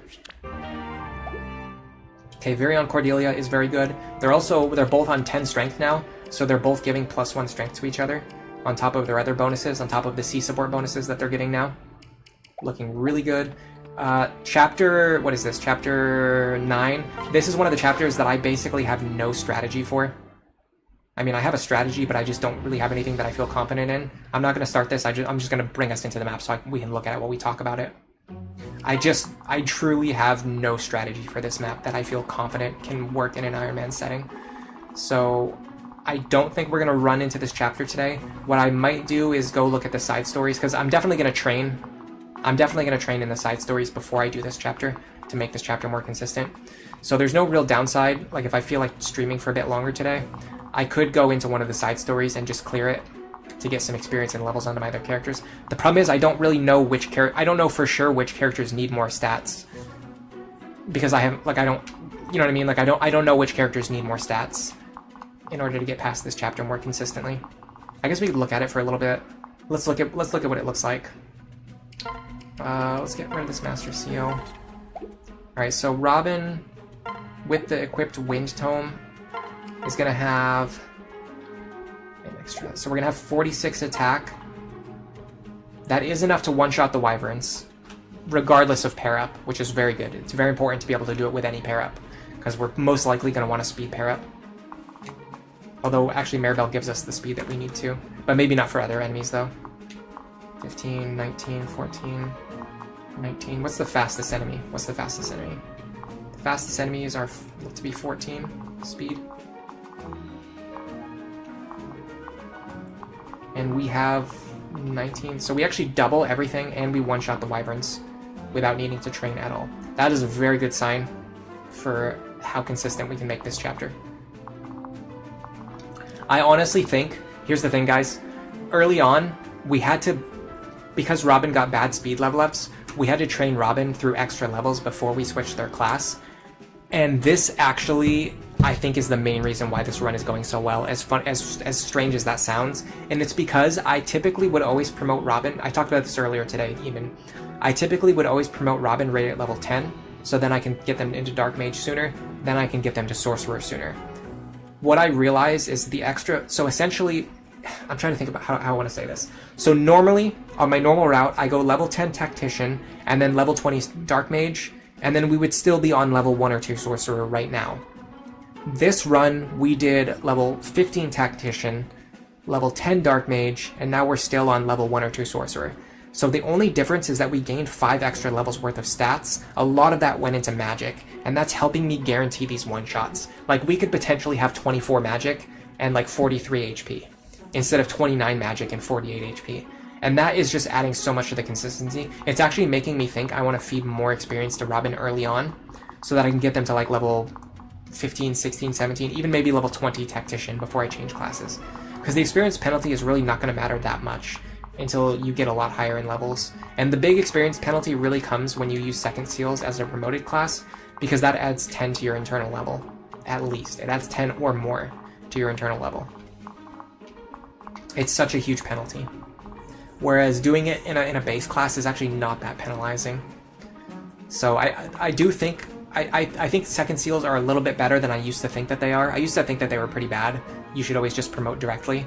But now that I'm seeing that the experience penalty is not that bad, if you know for sure like what build you're doing and why you're doing it, I think it can be useful to do a second seal strategy, like go through a second seal line, and even go all the way to level 20 before second sealing. As we're seeing with this Robin, those 5 extra levels of stats just took us so far. Like, they really did. We can one-shot these guys easily. We might even be able to one-shot some of the other enemies. Like, with Maribel's pair-up, we're gonna have 2, 3 extra magic. We're gonna have 39 magic. We can almost one-shot these guys. We can one-shot the archers. We can almost one-shot the soldiers. If we use like a magic tonic, like we may be able to one-shot the soldiers even. Then we wouldn't have to worry about them rolling counter either. If we could do that, we could sweep these guys. And here's the thing too, we don't have to do this right now. We can go to the other side story and gain another level, potentially get another point of magic, and also get B support with Maribel for better, like, I don't know, what is it, like evade or something? Could matter, you never know. We could also forge extra might. We could also use the Flux Tome on turns where we have to fight soldiers, we could use the Flux Tome. And then on turns when we need to fight the Wyvern Lords, we can switch over to the Wind Tome. You could do that. There's a lot of things we could do to make this more consistent. Yeah, I don't think I have the mental energy to plan all of that out right now though. I'd rather do it next week. So let me see, how long have we been streaming today? Only 3.5 hours, man. We made a lot of progress in a very short amount of time today. Let me go back to the world map. So if I do anything today, it would be this side story here, where you get the Blessed Bow. There's a lot of experience on the table, and the chapter itself is not that difficult. But I will say that I struggled with it a little bit, now that I'm remembering Peaceful Village, so let's look at this. I do remember I struggled with this when I was showing it off recently, like on a practice run or something. I can't remember what we were doing it for. It was for a practice run or for something else. I do remember struggling a little bit with this chapter. Like, I was able to beat it pretty consistently, but like it usually took me like I had to experiment with different openers before I could figure something out. And like I said, I don't think I have the energy on me, like in me right now, to plan out something to this extent. So I don't know. Maybe we'll call it today. Let me read chat for a little bit, and then I'll see how I feel. By the time you get to chapter 9, you're already looking at promoting Lisa. I mean, we can promote her now if we want to, but I don't necessarily need to. I'm also looking at the new stream interface. The YouTube completely changed their interface for the stream. There's like a lot of stuff that changed. In fact, there's some things that I want to do, but I can't actually find. So let's see.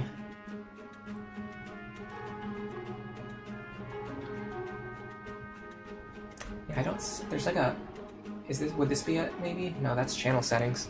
I don't see a button to change the settings for this. For the ongoing stream. It's something you used to be able to do. I don't really see it. Unless it's like behind something that's my other monitor's covering. No, I don't see it. I think they just removed it. I think they just like removed the button.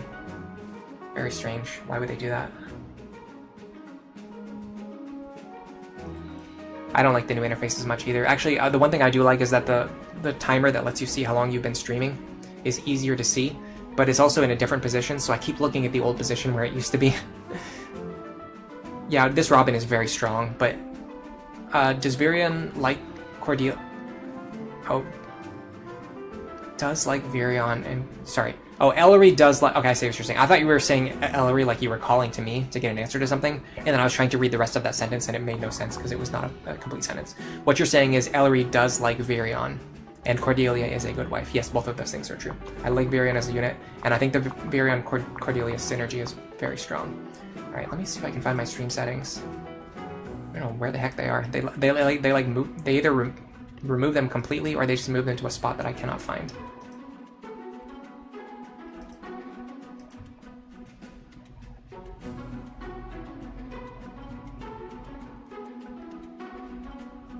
Oops. I don't know what just happened. Probably just my my browser being laggy. because I have to use Firefox on this device, which sucks. It's terrible. I wouldn't recommend anyone use Firefox. Yeah, this is a map where you have to try to make green units behave, which I do not love doing. Okay, well, here's the thing, guys. Normally, at this point, I would start reading chat while looking for... Oh, here we go. Here's the stream settings button. Stream settings. It's like it moved to a completely different position. Hold on a second, guys. Sorry. Normally, this is the point where I would start thinking about possibly redirecting to another stream after we end, and then I'll chat for a little bit. But I can't find it. Like, they moved it, but I think it's here. Yeah, okay, they moved it into a really weird spot. It's a very, very strange spot. Okay, let me see if anyone is streaming Fire Emblem or like Final Fantasy Tactics or maybe something else.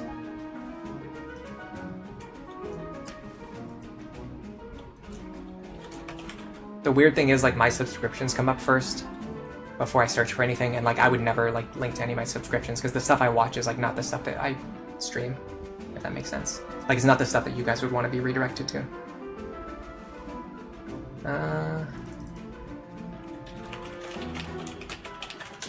Let's see Final Fantasy Tactics. Danny might even be streaming it. She's been streaming it a lot lately. Nope, not anyone that I recognize. Huh, it's actually surprising. There's like nobody streaming right now. I mean, there's like a couple of people, but it's not anyone that I recognize. Okay, who's this? A Tale of Honor, Lang, Final Fantasy. Somebody named Lang who's streaming Final Fantasy Tactics. I don't know who they are. I don't know anything about them, but you know what? I'll send you guys there when we're done. If you want to watch it, you can. If you don't want to watch it, just, you don't have to say anything. The one thing I don't want you guys to do is like go over there and then be like, this is boring, I hate this, or like, why did you send me here? Like, don't do that. That's like so rude. Or, like, don't go there just to say that you're going to leave. That's like extremely rude. So please don't do that. You're asking about Uma Musume stuff. No, I don't watch Uma Musume stuff, but I just watch like other stuff. It's mostly music. Like, I watch music streams, like karaoke streams and things like that, or just like people who upload songs and stuff. And like, redirecting to like a karaoke stream from a Fire Emblem stream just doesn't make any sense. I don't think I've ever watched an Uma Musume stream. You're going to be streaming in about 2 hours, but it's for charity and it's for a closed community. Oh, that's cool. What are you streaming, or what are you doing? What's that going to be all about? Nick is a neat. You said there's so many first generation units that would be more fun if you could reliably second seal early. Vake loves to go barbarian. Yeah, the thing is, I don't think you really need that many second seals, and I don't think second seals are that good, but I do agree it would be better if you had more second seals early, or better, like, just better, a little, just even slightly better second seal access, because they're so limited. You really only have like 1 or 2 second seals early enough for it to matter, and you kind of have to use it like on Robin or Frederick, you know what I mean? Like, there's like, it just, like, there's nobody else, there's just not anybody else who's on a high enough priority for it to matter. Alright, let me empty out my inventory while I'm here. That way I don't have to do it at the start of the next stream. So yeah, let's do this. Let's sort out our inventory while I get caught up on chat. Do I like growths? Yeah, I like growths. I think having randomized growths is a good thing. I don't, like, I wouldn't do, I know some people use mods, like, to make the growths fixed. I would never do that. Like, I think adapting to the randomized growths is part of the experience, and it makes it, even personally for me, makes it more fun. Alright, that bronze lance is done. I'm just gonna transfer it over here, and I'll just buy a new bronze lance. Like, we're not that strapped for cash that we need to, like, be using a 1-charge bronze lance. I'm not gonna buy an iron lance. I have so many of those already, and I can buy an iron bow if I need one. So I'll just go here. And then when Anna goes away, it's fine. I'm not gonna need any of the items she's currently selling. So we want, who wants it anyway? Cordelia? Yeah, Cordelia wants a bronze lance, so when she needs accuracy, she has it. I've done a really good job of conserving my killer weapon charges, by the way. Look at this. We have 29 killing edge charges and 29 killer lance charges. That's incredible. And we can make really good use of these in the coming chapters. We've conserved so many killer weapon charges. I almost can't believe it. The silver lance is like pretty much done. Like, we can keep it around, but I don't know what we're going to use it for. You like the idea of having a healer who can hit back when they get attacked. In some ways, it can actually be good for them not to hit back, so they don't deal counter damage to themselves, things like that. Nef Champion, you're back. Am I finishing up? So I'm just managing my inventory and reading chat right now, and then I'm probably going to redirect the stream after that. But if you have anything you want to chat about, feel free to chat. I'm not at the point where I'm like, oh, I need to go immediately. But I'm at the point where I feel like I would rather read chat for a while, and then I'm probably not going to want to do the next chapter because I don't feel confident about it yet. You're streaming Troubleshooters and Utaware Romano. Charity for children with limited resources. You want to teach English and donate books. Ah, okay, cool. Oh, you're matching donations. Okay, that's a pretty common way to do it. Most of the time your wife helps you because she speaks 5 languages. That's really cool. Truly a good person. Says Red Watcher. I agree. Rick Graybell says that they don't know if it's good, but you've seen a lot of places that could be better. Yeah, it's interesting. I think good is a very subjective term, but I do think there are behaviors that are, considered more good versus more bad.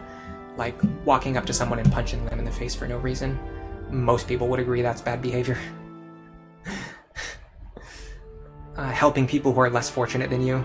Most people would agree that is good behavior. Am I gonna give LeBron's lance to Cordelia? Yeah. LeBron James.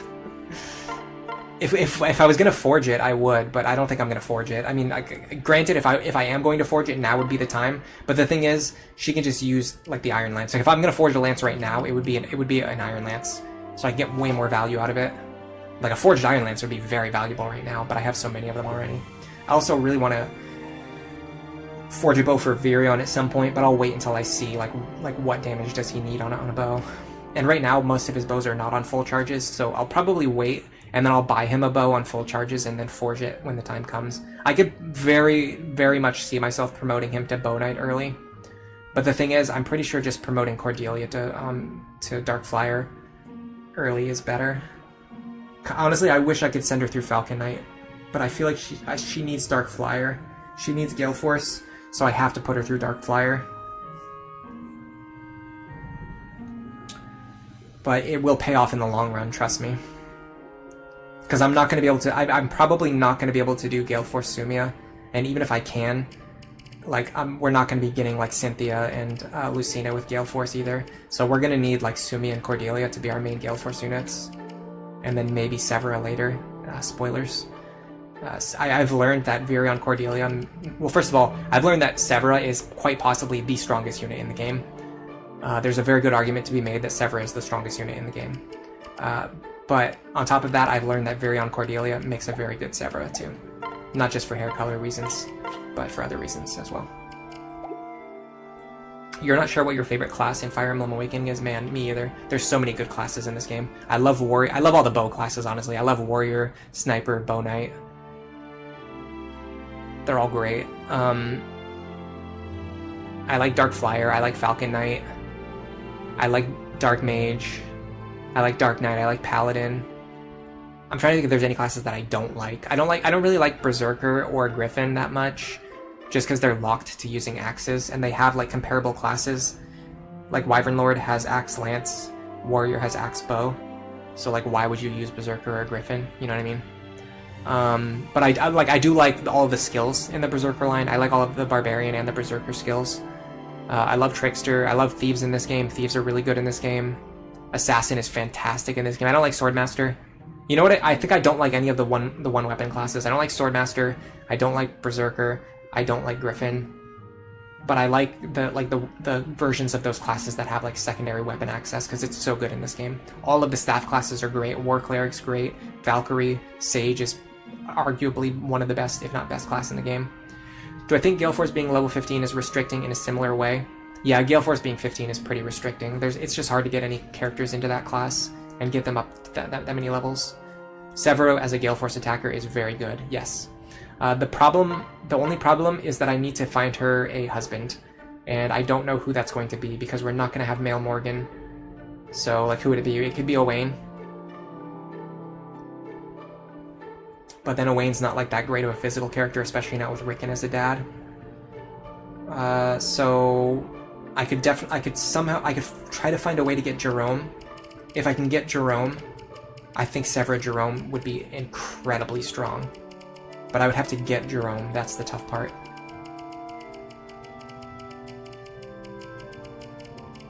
But if I can, they would definitely be stronger than Sumia Frederick. Possibly stronger than Virion Cordelia as well. Like within the scope of like how long does it take to train them up before they actually get that strong. I save so like habitually, it's crazy. Yeah, some classes work differently depending on the characters too, that's a good point. Bronze Vixen, what skills do I want Severa to inherit typically? Gosh, I mean typically is a very broad question. I'll just say that with this pair up here, I'm considering passing down either skill +2, strength +2, bow fair, rally skill, what is it? Tome breaker, I think, or bow breaker, I think you get from Bow Knight.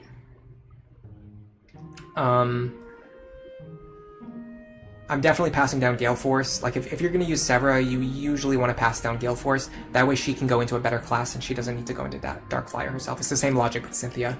If you're going to use Cynthia or Severa, you want to pass down Gale Force to them so they don't have to go through the crappy line. Now, granted, if you're playing with grinding, you definitely do not want to pass down Gale Force. You want to pass down something that they can't get on their own, and then you can just have them get Gale Force on their own. But typically, Strength +2 is very good. So if I do Strength +2, if I pass down Strength +2, and then I have her go into Sniper herself, she can get Bowfair herself, then she's going to have a +7 damage stack. +7, if you play a lot of Fates, +7 damage stack doesn't sound that good, but in Awakening, it's very hard to get damage stack. +7 damage stack is like honestly incredible in Awakening. On top of the fact that she has good physical mods, including good strength. She is going to hit extremely hard, twice per turn, and then with a 2-range weapon, so she doesn't have to worry about dealing counter damage to herself.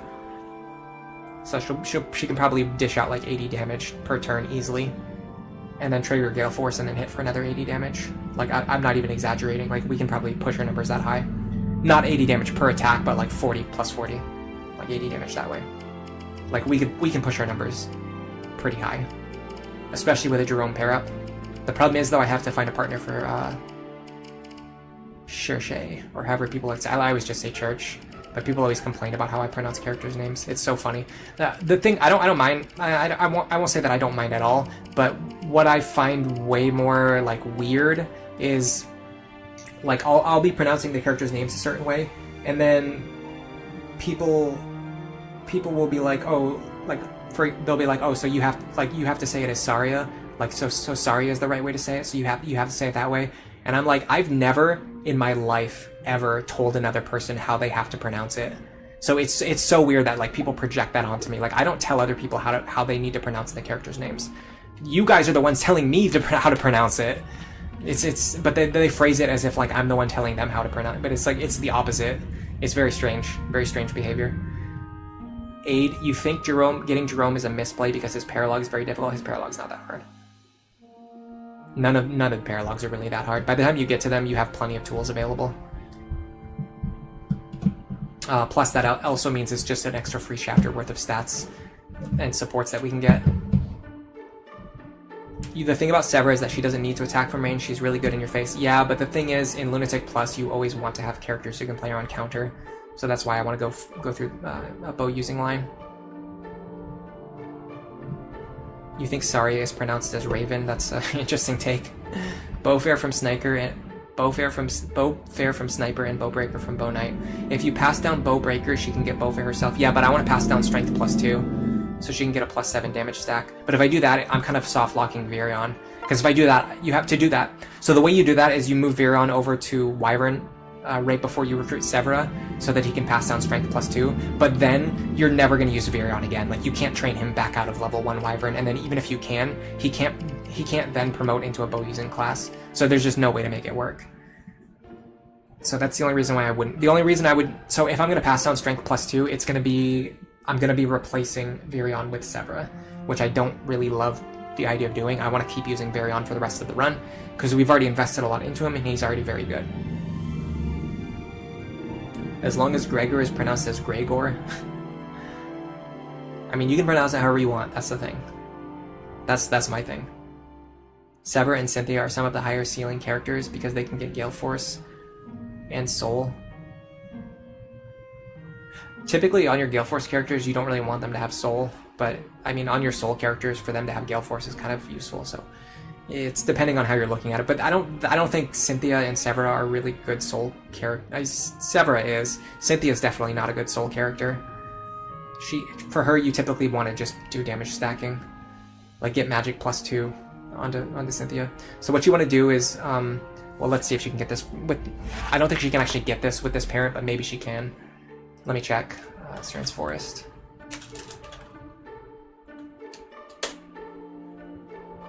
Once you really get into the numbers, it's actually very interesting how very specifically things can break down. So if you look at Cynthia, for example, if you want Henry as a father, she cannot get magic +2. She actually can't get it from anyone. Yeah, so she can't. Okay, so she can't get magic +2 from anyone. So well, other than Robin, of course. So you either want to use Robin as the father and then pass down magic +2, or you want to use Henry as the father just so that she gets the best possible magic mod. That also gives her access to the Dark Mage line. Not for Nosferatu tanking, but for things like Ruin Tome, like player phase with the Ruin Tome. And also you can use the Mire Tome. And I don't know if the Mire Tome can trigger Gale Force. That's a good question. Let's see. We'll go to the Fire Emblem Wiki. It might tell us. If you can trigger Gale Force after using the Mire Tome, that's pretty incredible.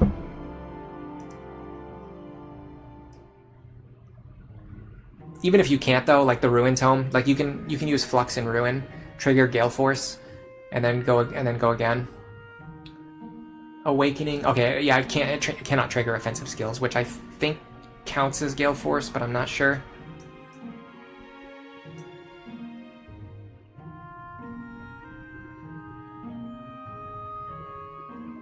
I'm pretty sure Gale Force is an offensive skill. Even though it doesn't have a percentage, it's like guaranteed.